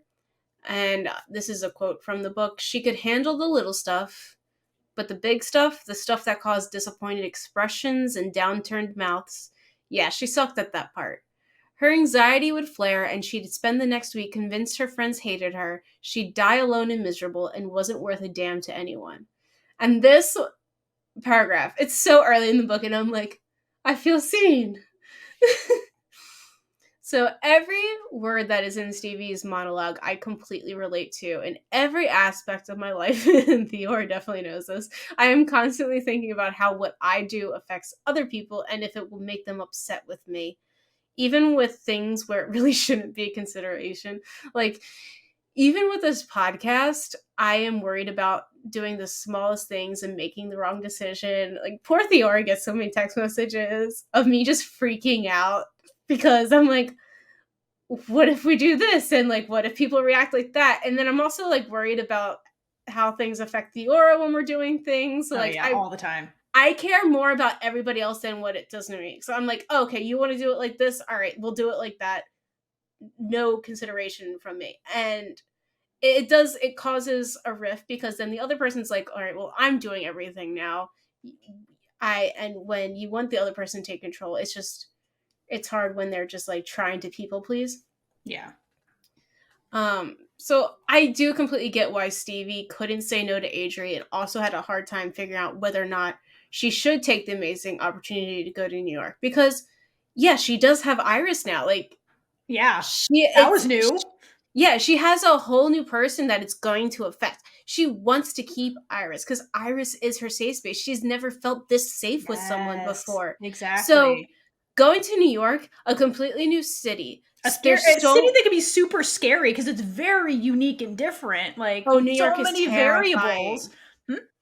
New York is terrifying. Like, I get extreme anxiety when I went to school in Philadelphia, walking down the street. If I have to go to New York by myself, it's even worse because its city is so huge. It's so crowded. It's busy. You always feel like you're in people's way. Like, yeah, like for somebody like Stevie, like that's a scary place to be. Like, there's just a lot of new variables that don't exist in Portland. When Stefania would come out. I don't even know if Stefania could handle it. Like, no, Stefania would be like, and then like immediately get sucked back in. Right, exactly. So, like, that alone is scary. And then like to lose your comfort person, that's a lot. The unknown is terrifying. So of course you're going to cling to your safety net. And like, yeah, if Stevie actually was able to talk about it with Iris, maybe they could figure it out together, but she didn't want to risk losing it yet. She was waiting until the last possible minute because she's like, I want to stay safe. I want my net as long as possible. Yep. And I just, and then also like, just, it's hard to say no. Like, she really probably should have said no to Adri of doing the part because she really didn't want to, but she was going along with it. Luckily, she did end up liking doing it because like that is what she likes to do. She was just hoping for bigger things, but it's hard to say no to the people in your life who you're friends with because you want to be there for your friends, but you don't see that your friends are really taking advantage of you because they're not your friends. Anything to say about that before I go to a new page? No, I totally agree with you. Like, I think that Ren's overreaction to like Stevie taking the time to process that decision was fucked up. And I agree with everything you said. Like, I'm surprised Stevie adjusted to New York so well when she got there, because being in a city is overwhelming to begin with. Being in that city is incredibly overwhelming. So I mean, she did adjust well, but like they did make sure to mention that she had breakdowns all the time. And like she continued, even though she was doing better, she still cried at nights. And that is very relatable, because I moved across the country by myself in the pandemic. Same time Theora did, actually. Mhm. Wish we knew each other. I know. that would have made this move so much easier, because you'd have your safety net. But anyway, it's so relatable to just, because everything's overwhelming, and so like all your anxiety during the day, it just at night it just like that lets out, because you're all alone, you have way too much time to spend in your head, and so like all of the overwhelming thoughts just are all in your head at once, and you're just like, mommy, I want to come home. And I love that her mom, I believe that's when like we do get her mom, right? Yeah, and she's like, don't come home. You don't need to come home. You got this. And I believe Ren was doing that too. So Ren did want what was best for her. Like, and that was to go. Ren was not holding her back. No. Just trying to push her too hard. Yeah, Ren was pushing her too hard towards it, yeah. Yeah. And so like that support system, because it was far away, helped even more, because she wasn't coming home, but the support system was still there. Yeah. Okay, so now on page 44, I'm going to read this quote. Some days, Stevie spent an hour wondering if that customer whose order she screwed up at Bitch's Brew was going to sue the entire business and shut everything down, destroying all of Effie's hard work and putting Stevie out of a job. An irrational thought, she knew, but that didn't keep her brain from latching onto it like a sloth around a tree limb. Acting was the only part of her life where she was free from this crippling second guessing of every move she made. And boy, do I love this one as well. Everything they describe about her anxiety is just extremely relatable. I just started a new job, and the morning of my first day, I was messaging my mom every single, not intrusive thought, but like, hold on, what was it? Irrational thought. That's right. Every irrational thought that I could think of. And I'm like, what if they hate me? What if I make this big mistake and cause the business to go out of, like, to go bankrupt? And like all of these things, and it just kept getting progressively worse. And I was just like, I need to get all these irrational thoughts out, because if I don't, they're just going to stay in there. And I need someone to tell me that that's irrational. So it makes sense. But crippling is absolutely the best word to be used here, because it gets to the point where you're just like, I can't function. You shut down, and it's just way too much to handle. And I definitely relate to Stevie's theater being her escape, because having that script definitely helps, because you get given blocking where you're supposed to move on the stage, when you're supposed to speak. Just hopefully you don't forget it, because that's even more anxiety, and then you'll end up with dreams of where you get thrown on stage. I have those dreams still. It's terrible. It's a terrible dream to wake up from, but it's actually happened to me before. Anyway, that's not why we're here today. But the most important thing is how someone's going to react to the words you're saying. Mm-hmm. So maybe they're judging you on the inside, but what they're saying. Like when you're acting on stage, your intent, the character's intent. There's no unknown. There should be no unknown, unless you're doing improv. You're trained for that. And that's a whole other thing.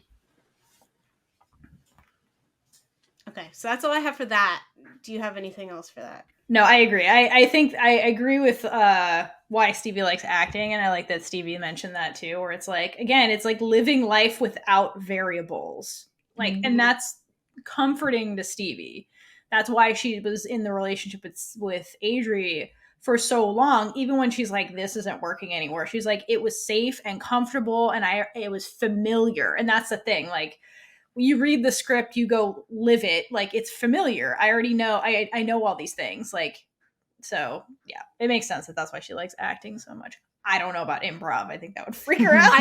No, improv is definitely scary, especially when you have anxiety, because you're thinking like, oh, well, people think it's funny. Is it Right. even good? Do I go too far?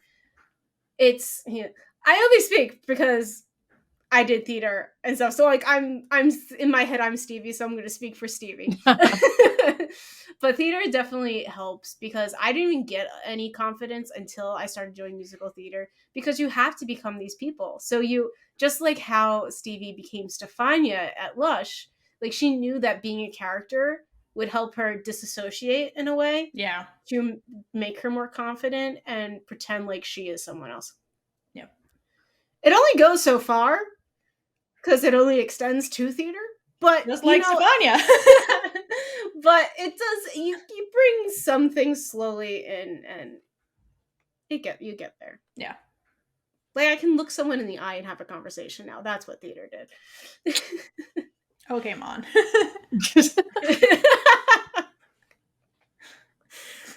Oh, that was another Gap reference for people who have no idea what that means. Okay, so now I want to talk a little bit about how I absolutely love everything, how everything is handled with Stevie's anxiety around sex. And now, like, okay, we'll get there. So this is a huge reason why I love this book, because when they were talking about this, I'm like, oh my gosh, this is so real, and this is so different from anything else I've read, because I've never seen characters have this type of discussion before. Okay, we're getting into this now. I have always had extreme anxiety around this topic. Okay, with everything, but this especially, as we've discussed, anxiety is a constant. And I've been debating how much to actually say in this episode. And I still don't know if I really want to say it, but one of the things I'm passionate about is talking about things people don't think you really should. So I'm just going to say it all, even if I regret it later, because maybe someone listening will be in my situation or relate to something I say. So here it goes. So I currently have less experience than even where Stevie starts in this book. I mean, I would love to see more of Stevie's story.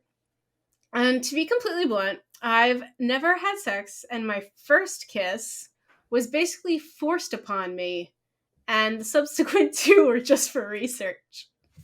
So I don't really count it. No actual research, because it was with dudes. I know. So, yeah. And everyone was like, well, how'd you feel? Did you like? I'm like, no, it was dudes. I was just researching. I'm like, no, I'm very gay. Thank you very much. Okay, so let's recap. Never had sex, never had a true first kiss, and have never even been on a date. And I don't even know how to talk to someone who I could possibly like.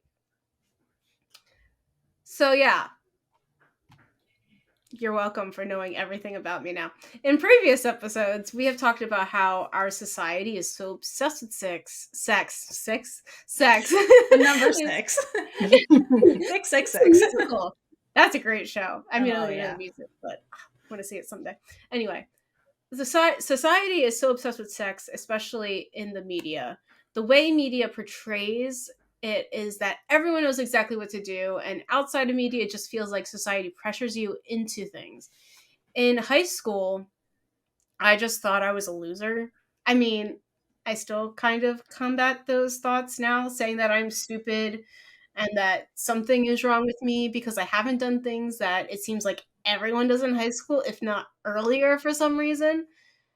For context, I'm 26. So if that helps anyone, I always love when I hear someone say that they're not experienced and they're older. So I don't know. I do struggle with that, and I feel like an utter loser because it feels like I should have done everything by now.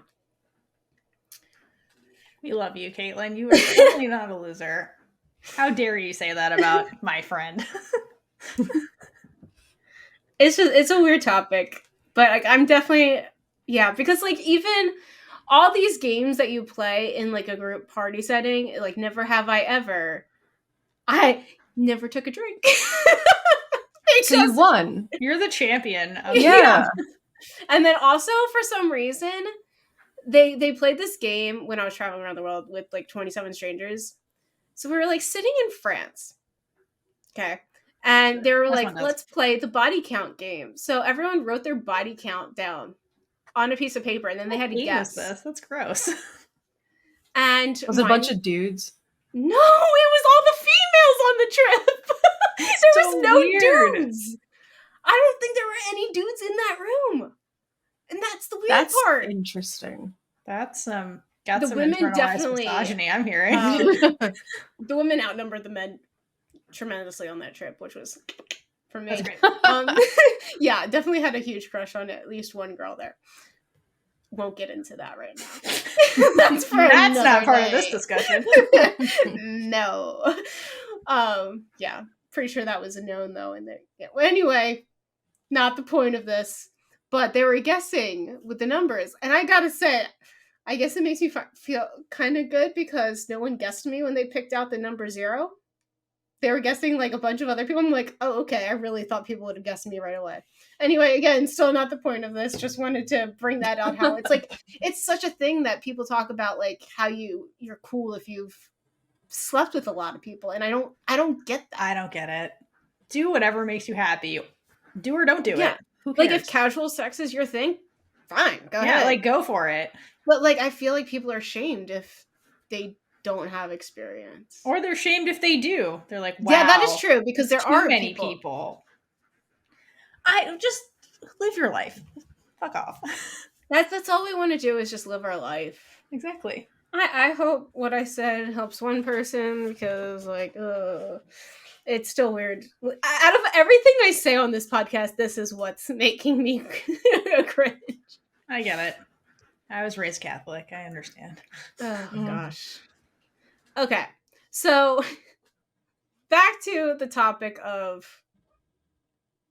Stevie and the sex anxiety. It was hilarious, and I think I might have even laughed actually out loud when Stevie wasn't even able to say the word boobs. And then Iris starts going down a list trying to get Stevie to say all these things, and he gets to the point where he's just like, let's start small. I can't. We're not doing this all in one day. It was just so funny and cute. And I love it. I actually was not able to even like talk about sex or like say that word for so long. I mean, it got, I think like the word lesbian is the same way as that, like to this podcast, and we started talking about it. Yep. Because we've had like quite a few conversations about sex recently because of Heartstopper. This, like, it's been in a couple of things. Yeah. And now every day at work, I have at least one conversation about sex. It's not weird because it's like a female health company. So okay. Yeah. Work related. Yeah. Medical. Yeah, so like I have to. I mean these words like so every day I hear the words vagina, vulva, everything. So it's not weird for me anymore. And so that's why I think it's really important to just talk about it, because I agree. At some point it won't be weird that I just told you all of that. Hopefully it's not weird now. Let me know. It's definitely not weird. Thanks for sharing, Kaitlynn. Thanks. Yeah. I don't know when to stop. Anyway, and then we already talked about this, but it was great how Iris established in the beginning that Stevie had to be in control with what she wanted, because Iris didn't want to accidentally hurt her and go past her boundaries. And again, like, this is the first lesson that Stevie had to know what she wanted and ask for it. Side note, I laughed so hard, and this one definitely was out loud, when Iris said that the last person she slept with was in a bathroom at Topgolf. Yeah, that was funny. Just like the desperation of that scenario is really funny. It's just like the fact that Topgolf. I know. I'm just like picturing this place. First of all, I love Topgolf. It's a great place. Just like picturing this now, and it's just hilarious. I love it. I love every conversation that they have, because it's so real and gives you a different perspective, because it's someone who is not experienced. Like, she has only had one person. It took her forever, not forever, but like a year to even be comfortable. To be honest, I don't know how you're ever comfortable with Adri. Valid. So it's a lot. It's a big topic, and I'm really, really glad. And it just made me feel seen. And it's another reason why I love this book. And I find myself just like going to it and just like it's the first time I ever want to like just hug a book Aw. that makes you feel seen. And I love it so much. And I'm about to cry right now. I can feel it, and I'm trying so hard not to. Cole, take it away. Yes, please, before I start crying. Yeah. I I want to add something else related to that kind of the discussion that Kaitlynn was just having, but I'm not quite sure if it fits into this. I don't know if you want me to share it anyway. Look, and I you say can- anything and everything. Say Just whatever go ahead. you want. Well, I was gonna say how I liked that they like experience isn't everything. Also, like experience can also, or like the want to be like everybody else, or to be like doing what other people say is normal or whatever, can put you in situations that you don't actually want to be in, but without realizing it. So I didn't realize that I am on the ace spectrum until like 2 years ago, 3 years ago. What year is it? 2020 is when It's 2024. Yeah, 4 years ago? 2020. 4 years ago, apparently. And it was something because like I thought I was demisexual, so I thought I was maybe on it because people were telling me like, why don't you want to do stuff? And it's like, what do you mean? I am thinking about laundry now, and this is boring. So it was very much like things always started off like great and fun, and then 2 months in, I'm like, so the dishes, right? Like, it can just nap time, like what is, so it's basically it took me a very long time because I didn't realize what was happening. So having these discussions in media is very important because you learn about other like sexualities, identities, anything like that, and it gives more perspective to what you might be going through. So Kaitlynn, there's nothing wrong with not having done anything, and that's basically because you could end up doing stuff and be like, that was a mistake. So like I have. So basically that's all I have for that. I appreciate you adding that. So then I need someone to add something. no problem. But yeah, so it is an uncomfortable thing to talk about, and it is something like that it should hopefully get easier to talk about. But it's uncomfortable, and that's also okay. You know what? I want to open this conversation. If you want to just open up to us and continue the discussion, come to the Discord or drop your comment below on YouTube. Let's see if anyone wants to continue it. Let's bust the stigma. Yeah, I mean it's good to talk about, and you would probably be surprised at how many other people are in very similar boats as well. So it's like it is what it is, as they say, you know? And sometimes things just happen or don't happen, you know? Just gotta talk about it. Yeah. So then back to some more of this. More of this book. Back to the book. So I think the topic of mental health was covered pretty well.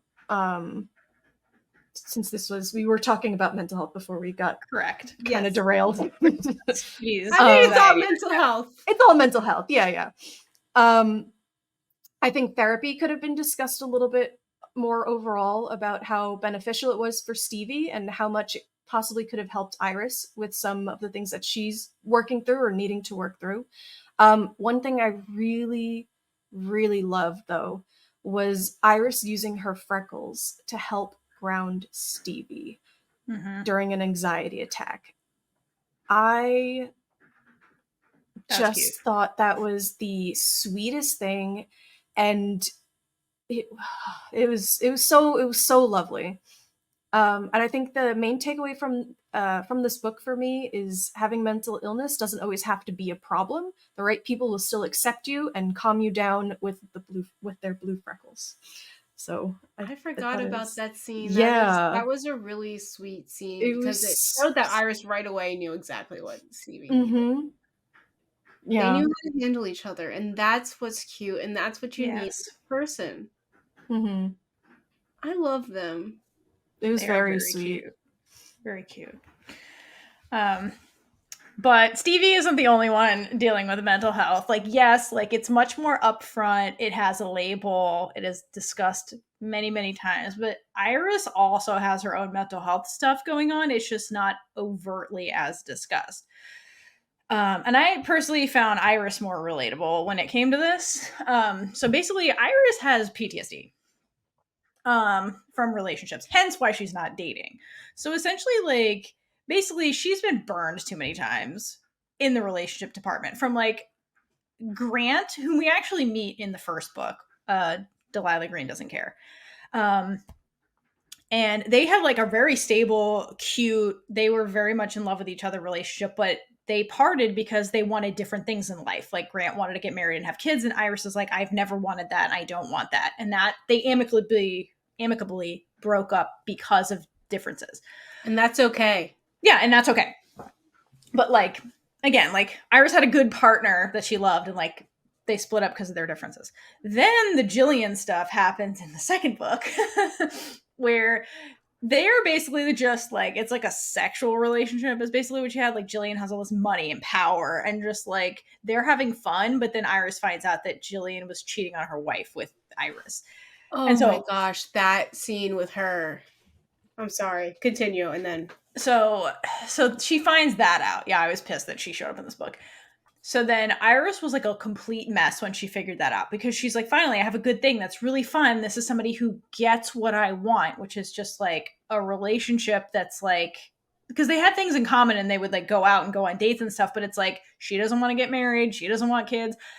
With Iris, she comes to find out. So it's like her ego keeps getting like bruised time and time again, and her heart keeps getting crushed. And then when we learn in this book is that back when she was younger and like coming into puberty and stuff, like Iris is a very curvy goddess of a woman. And so like everybody just wants to fuck her basically. And Iris is like, I like having sex. So that wasn't a big deal. But then she got the reputation of just being like good, down for a good fuck is what she says in the book. And so like over time, like that erodes part of your like self-esteem, I think, in a way, because of the way Iris like felt like she kept getting burned. Not that like hooking up with a bunch of people is bad. I'm just like, from Iris's point of view, that like the hookup department, like that kind of like created this situation where she had to like put up those emotional walls, right, and start using humor as like a defense mechanism and being this unbreakable big personality that we see in the beginning of the book.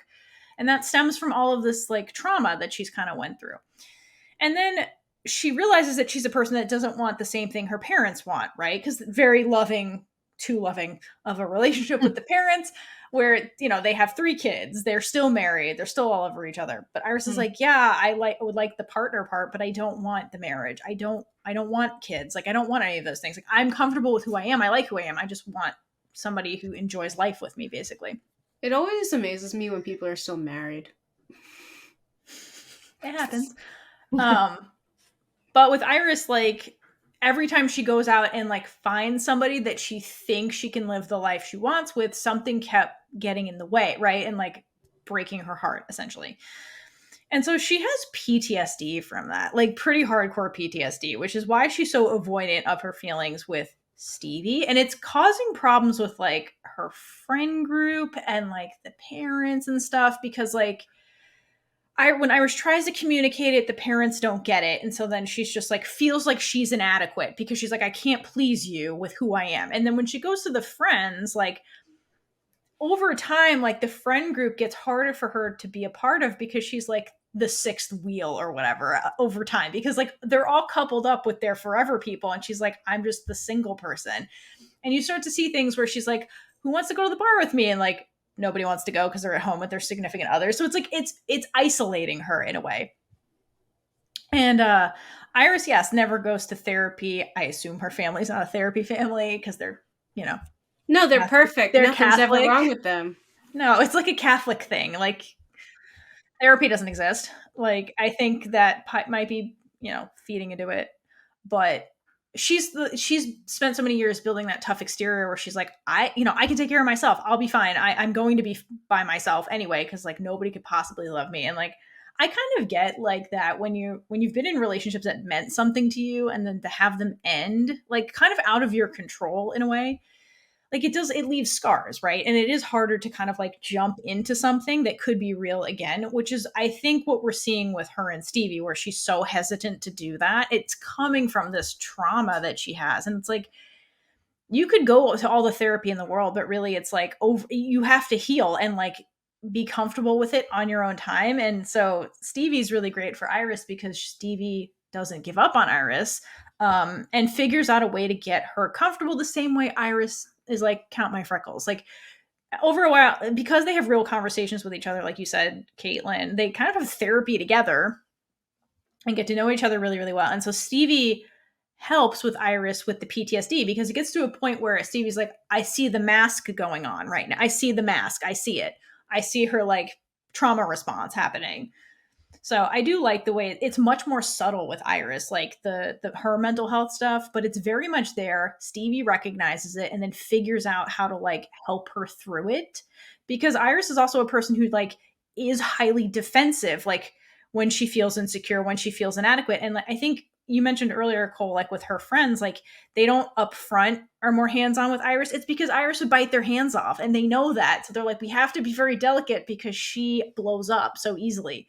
And so Stevie is very good at navigating those like emotional roller coasters that she's having, and can like calm her down in a way that's Iris appropriate. And that comes from just knowing somebody truly very well. And so I like that they kind of help each other with their own respective mental health disorders. But I found Iris very relatable in that sense, that like she is somebody who's in a lot of pain, and like it is something that's very isolating, and like therapy sometimes just doesn't help. It's like you have to go through it and feel it, and like when you're ready, move on, like move through it and past it. And like Iris does eventually get there because of, in large part because of Stevie, but because she's ready and wants to. And it's the same thing with Stevie, like accepting the New York offer. Like she had to get there on her own time. Like you can't force her into it, you know? So I like that about Iris. Yeah. Go ahead. Okay. I wasn't sure if you wanted to say anything. Okay. So I really liked that it wasn't that this was explained a little bit more, or shown a little bit more like what it actually was, and not used as an ace spectrum misconception. There is an incorrect assumption that a person has to be traumatized, and that's why they're on the ace spectrum. So I'm glad it made a clear distinction between being on the ace spectrum versus having trauma connected to a past relationship. So I really liked that they showed, like they explained that no, like this is something completely different to that. And Iris is aware enough of herself that like she understands that no, this is a completely separate thing. I have been, and I am still, but there's just this additional mental health PTSD stuff that's kind of covering her ability to feel that right now. It makes it extremely painful, is what it is. It's Yeah. painful for her. That's why, like, anytime Stevie does something romantic, she's like, feels uncomfortable because she's being triggered. Like, her PTSD is being triggered, and it's painful. So I as somebody who's been in that position, like, I understand that. And like, just trying to move on does not work. Like, you have to be like ready for it. So I feel Iris a lot in this particular story. Like, it's very real. All the trauma is very real. Good job, Ashley. Thanks for giving us a book full of drama. This book is so good because the opposite of Stevie and Iris, because I'm able to relate to Stevie. You're able to relate to Iris. I can't really speak on Iris's stuff because, again, got nothing. So And I can't speak on Stevie. I do not have anxiety. My partner has anxiety. So People I cannot am Iris. have anxiety. What does that look like? My brain just like melts. I'm like, how do you don't, your heart doesn't like beat rapidly when you're walking down the street for no reason whatsoever. No, like I have you to be, don't like, feel like you're legitimately going stressed to out. like start just having a meltdown in public. What? No, I have other problems. There's not anxiety. It's not anxiety. There's not anxiety. It's like, don't take this from me not having problems. I still have them, just not this one. No, I would love to know, like, to have like one day without anxiety and see what it's like, because I don't know a life without anxiety. Meds help me. So that's drugs. See, that helps me from shutting down and like having panic attacks, but it doesn't keep the anxiety away from like every minute. Like even right now, I can feel it in my chest. And I don't take know my why. meds in 2 days, so I can feel it. I haven't had it in 1 day. Cole's method podcasting.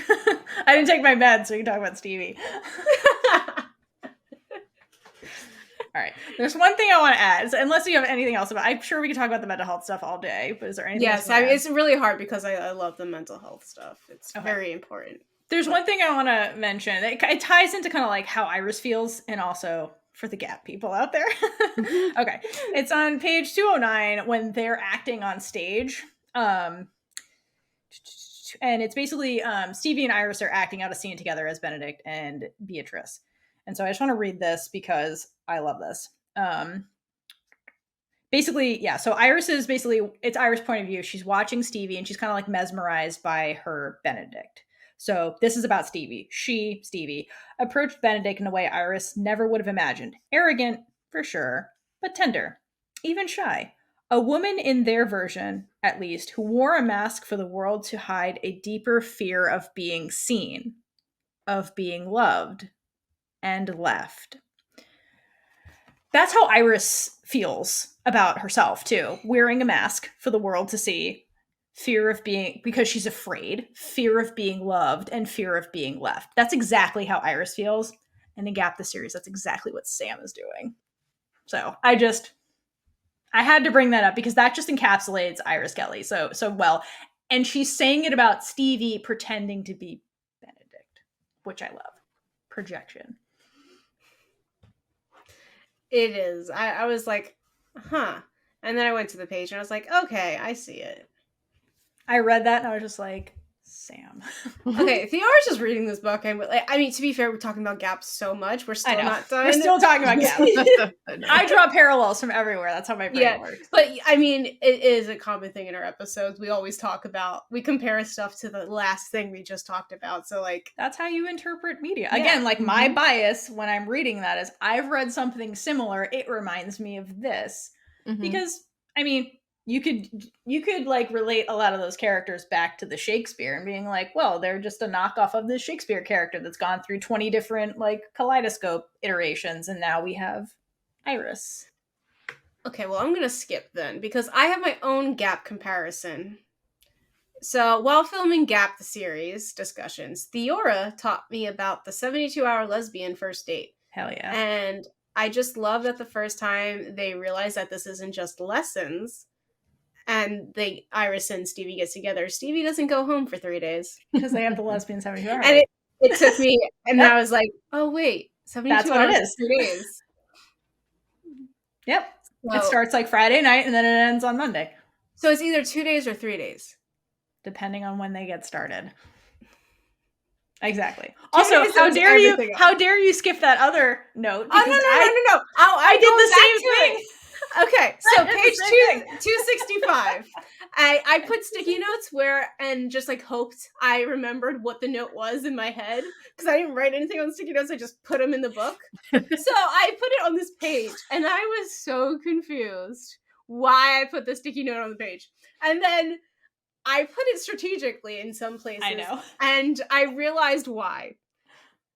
Because it was right on top of the words of, I think it was,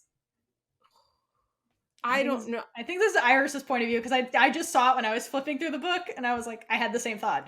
Someone was saying something, or I know this all too well. So, and the words were on all too well. So, Theora, why did I mark this page? Because it's, in my opinion, the best Taylor Swift song ever. If you're listening for 10 minutes. It's so good. It was playing. I was playing that. It came on randomly right before this, and I was like, well, I guess we have to. I only know the like 2 sentences in that song, so I listened for 10 minutes, and then all I was saying, all too well. That's all I know of the whole song. That's like, okay, but if you go back and listen to it, like, that's literally how Iris feels about her past relationships, though. That is literally that song. Like, that is how Iris feels in this book. Then so I'm hoping Ashley put it in there for a reason, because I think it was Iris's point of view. But if you've been watching or if you've been watching any of our recent episodes, you know that the Taylor Swift references are just coming, and you're just gonna go with us. They write. If you don't know them, go listen to it. There's so many of them. They're all storytelling, so it's all relevant. I agree. Did you want to know whose point of view it was, or are you just hoping it's Iris? I think it was It's Stevie's. Was Stevie the one who said it? Because no, Claire said it. Claire, yeah. I was like, I knew it wasn't, but I don't think it was Adri. I don't think it was Vanessa. It was Claire who said it, but talking to Stevie. Yeah. I didn't think I saw it on another page earlier in the book. Mine was on 265. Yeah, mine was not. So there was 2 all too well. Right. Both times I was like, yeah. Okay. But no, I think this one like was literally the lines or something. I don't know what the actual line was. Maybe I'm just like singing the song in my head. In the book, what it was? It all too well. And here we are again. I don't know the words.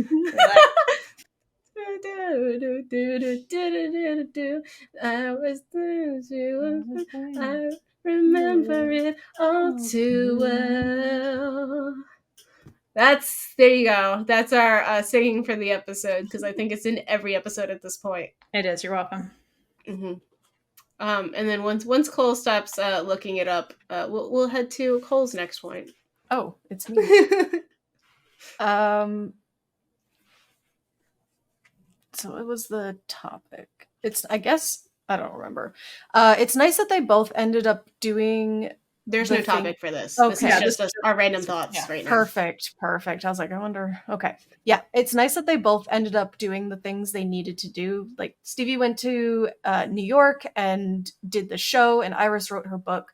It's annoying that they couldn't just communicate and like go to New York City together, because I mean, Iris is working from home to do this. So she could have just traveled there and... Okay, the thing is, Stevie was only going until July. They could have made it work. Like, she could come back. Like, they didn't have to move to New York. Because, like, so many people in the entertainment industry, they're together, but their partner has to go to, like, all the way around the world just to do a show for, like, 6 months. So, like, this is a common scenario. I see what you're saying, but like, it's implied in the beginning of the book that Iris wanted to get out of Brightfalls. Like, because they have a conversation where they're talking about it, and Iris is like, they go downtown, which in a small town, what does that even mean? And Iris is like, I just feel more at home in like the city. So like, it's implied that she wants to get out of there. Downtown, and like, her store closed, she can write from anywhere. Yeah. Bye, Cole. Have I mentioned that I love this book? I'm glad you love it. I knew you were gonna like it. It's my favorite one of the trilogy, in my opinion. Only reading 2, it's my favorite of the 2. Okay, you have one more point before I go off about the other books. So I'm just gonna randomly do that. No, you're good. Let's see. But yeah, to continue off of that, But it was nice to that they ended up deciding that they did want to be together and try to make a relationship work, and that Iris did end up going in down to over to New York, and they were able to explore what they had in a new city as well. And then it's nice to see that two people can be together without giving up anything important to themselves, and both can pursue their dreams and be in a relationship together still. So they didn't have to make massive compromises with their like who they are. Yeah. And that's really the point, especially from Iris's point of view. You know, that's what she always wanted, somebody who wasn't going to change her, you know. So I will say we were getting to like the very end of the book, and I was like, well, how are they going to get back together? Like, I'm like, we don't have much longer left. Like this, I feel like this book could have gone on for like 200 more pages, because like, and it was, I hate it when the books like just do things so quickly in the end. Like, because she got a book of drawings from Iris, and then the last page, I mean, this was pretty cute, of Iris standing outside Stevie's apartment. Phrasing for 2 hours, which was insane. Yeah. Yeah. But like, it was just so simple. And I kind of wish I want to see people talk more and show that journey of how they get back to a good place, because it's like one thing happens and everything is magically fine. And I know that this is like the fantasy world, but I want to see, like, selfishly, because like I use media to educate myself on like how to act in relationships. So I want to see the communication of them working things out, and we don't really get that. Yeah, I agree. You'd have to continue the book. I think that it had to end this way because the whole point is it's full circle for Iris, right? Where Iris is like was getting romance lessons from Stevie, and like does a big romance gesture that like woos Stevie. So I think that's why I didn't get that, but that's why it was I see. But so basically I just want 100 more pages. Yeah, I agree with you. Instead of the wedding, I'd prefer if we had actually yes, because like it wasn't their book. And I know you're tying up their the story. Trilogy. That's why this is the last book of the series. But also, I hate weddings and shows and stuff. I hate reading it, and especially like in fan fiction, they're always there. And I'm like, please do not write out this entire ceremony, because I don't care. I don't like weddings in general. I know it's so annoying.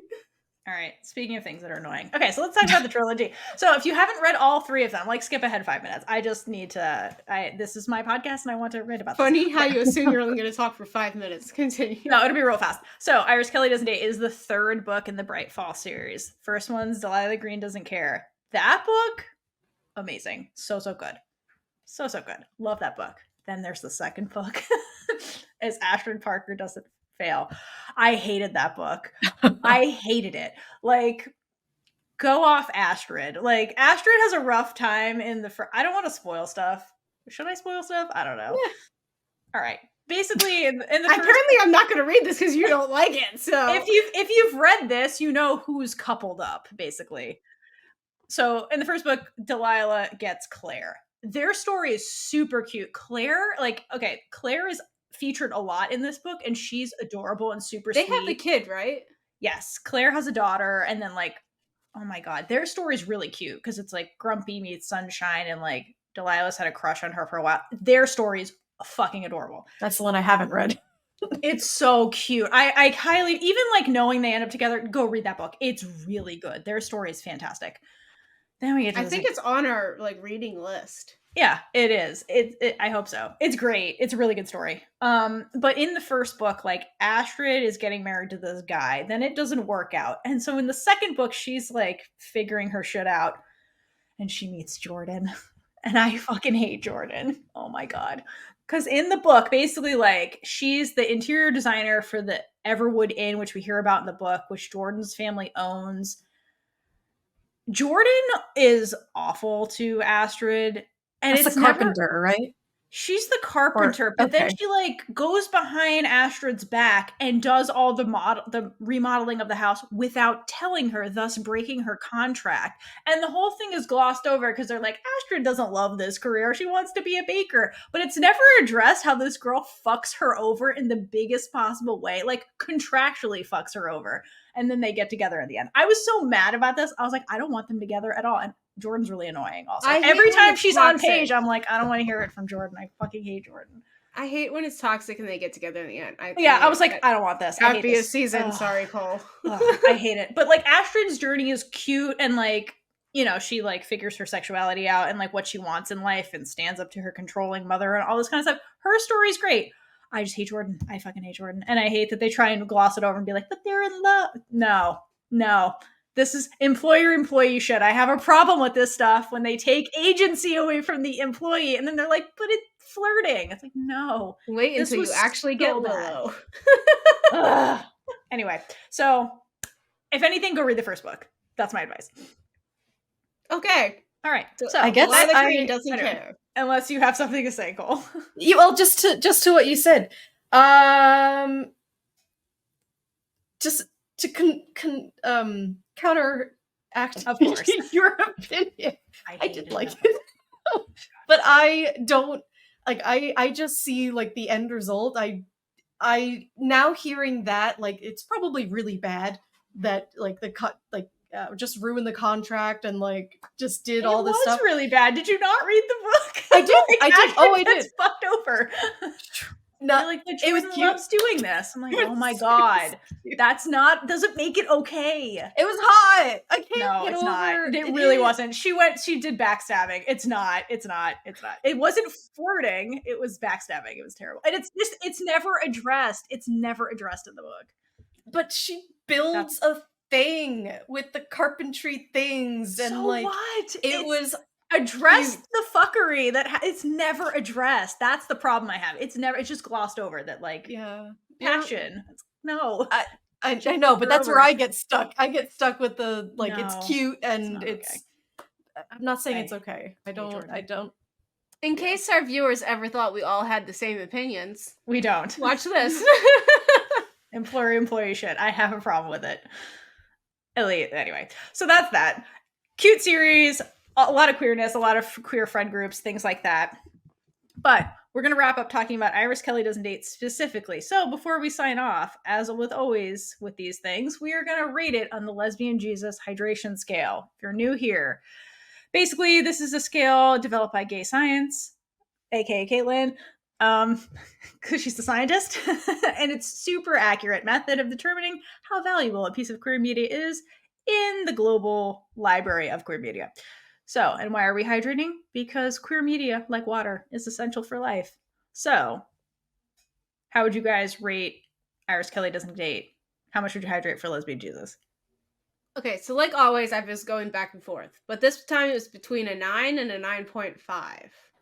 I still can't figure it out. But I wrote down 9, but I really liked it. So I think I'm going to go 9.5. Because it's just really cute, and I really love Stevie, and it makes me feel seen, if you couldn't tell all that already.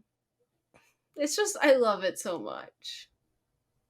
Thank you, Theora, for making me read it. You're welcome. So I think my score would be an 8.5, because I would prefer more open discussion about therapy and how it's beneficial. It's just like some more mental health talk around it, and stuff like that. But a bonus point, so I guess a 9.5, for Iris's ability to just innately know how to calm Stevie down in a variety of different situations. And it was just so beautiful that gets an extra point. Love it. I would give it a 9. For literally everything we talked about in this whole episode. Where it gets a point deduction, this book and the whole trilogy in general, it's too many white people. Some side characters, there's a little bit of diversity sprinkled in there, but the mains are always white people. And that is a problem I have with the series overall. Okay, so my issue is that, not an issue, but when I see Stevie, the name, all I'm thinking of is Haley Kiyoko. Because she played Lemonade. Stevie in Wizards. Oh, Wizards, that's what it was. Yeah. Wizards of Waverly Place. Yeah. So that's Haley Kiyoko is Stevie. Okay, that works. But yeah, I have no idea what nationality people are. Like, I mean, Stefania is Italian, so I was like, that's my aunt's name. So they do mention that, but like, that's as ethnic as and this is a more ethnic book because technically, like, she's Italian American, which is an ethnicity, and then like Iris is Irish, American. So like there's that, but that's as diverse as the leads get in this book, the trilogy. So that's the only problem I have with it. Like tertiary characters are sprinkled in, but they are in no way This is form the focus. Disney level diversity. Exactly. Yeah. So it gets a point taken off for that, but like everything else about it is really great. And it's I have read it multiple times. Like it is a very good book, but like not great with diversity. I'll say that for the mains. That is fair. Very fair. All right. So that was Iris Kelly Doesn't Date. What are we talking about next time? Next time we'll be back. We're doing Solitaire. No, we're not. We're doing Just Gay. JK. The lesbian is... Cole, do you want to show us what our next book is? Because you have it. Yeah. The Lesbiana's Guide to Catholic School. Yeah. Yeah. This, I have to get the name, but this was actually recommended. Someone messaged us through our website. I was just like, hey, you need to read this book. And this was like months ago, but we didn't forget. And so thank you for the recommendation if you're watching this. It's excellent. Read it. Cole cheated and read the book already. Yes, Cole cheated and read it already, which is okay. But okay. But speaking of which, so yes, we take your recommendations. If you have any recommendations for books you'd like us to cover, leave it in the comments. Come in the Discord. Especially if it's like a diverse book that we've never like talked about, the representation or culturally, let us know because we want to make sure that everybody feels seen in these book clubs. Totally. So we're working on it. So until next time, hydrate for lesbian Jesus. And gayed up all over the place. Bye. Bye. And with that, we've been Big Gay Energy. If you like this episode, check out all our other episodes right here on YouTube.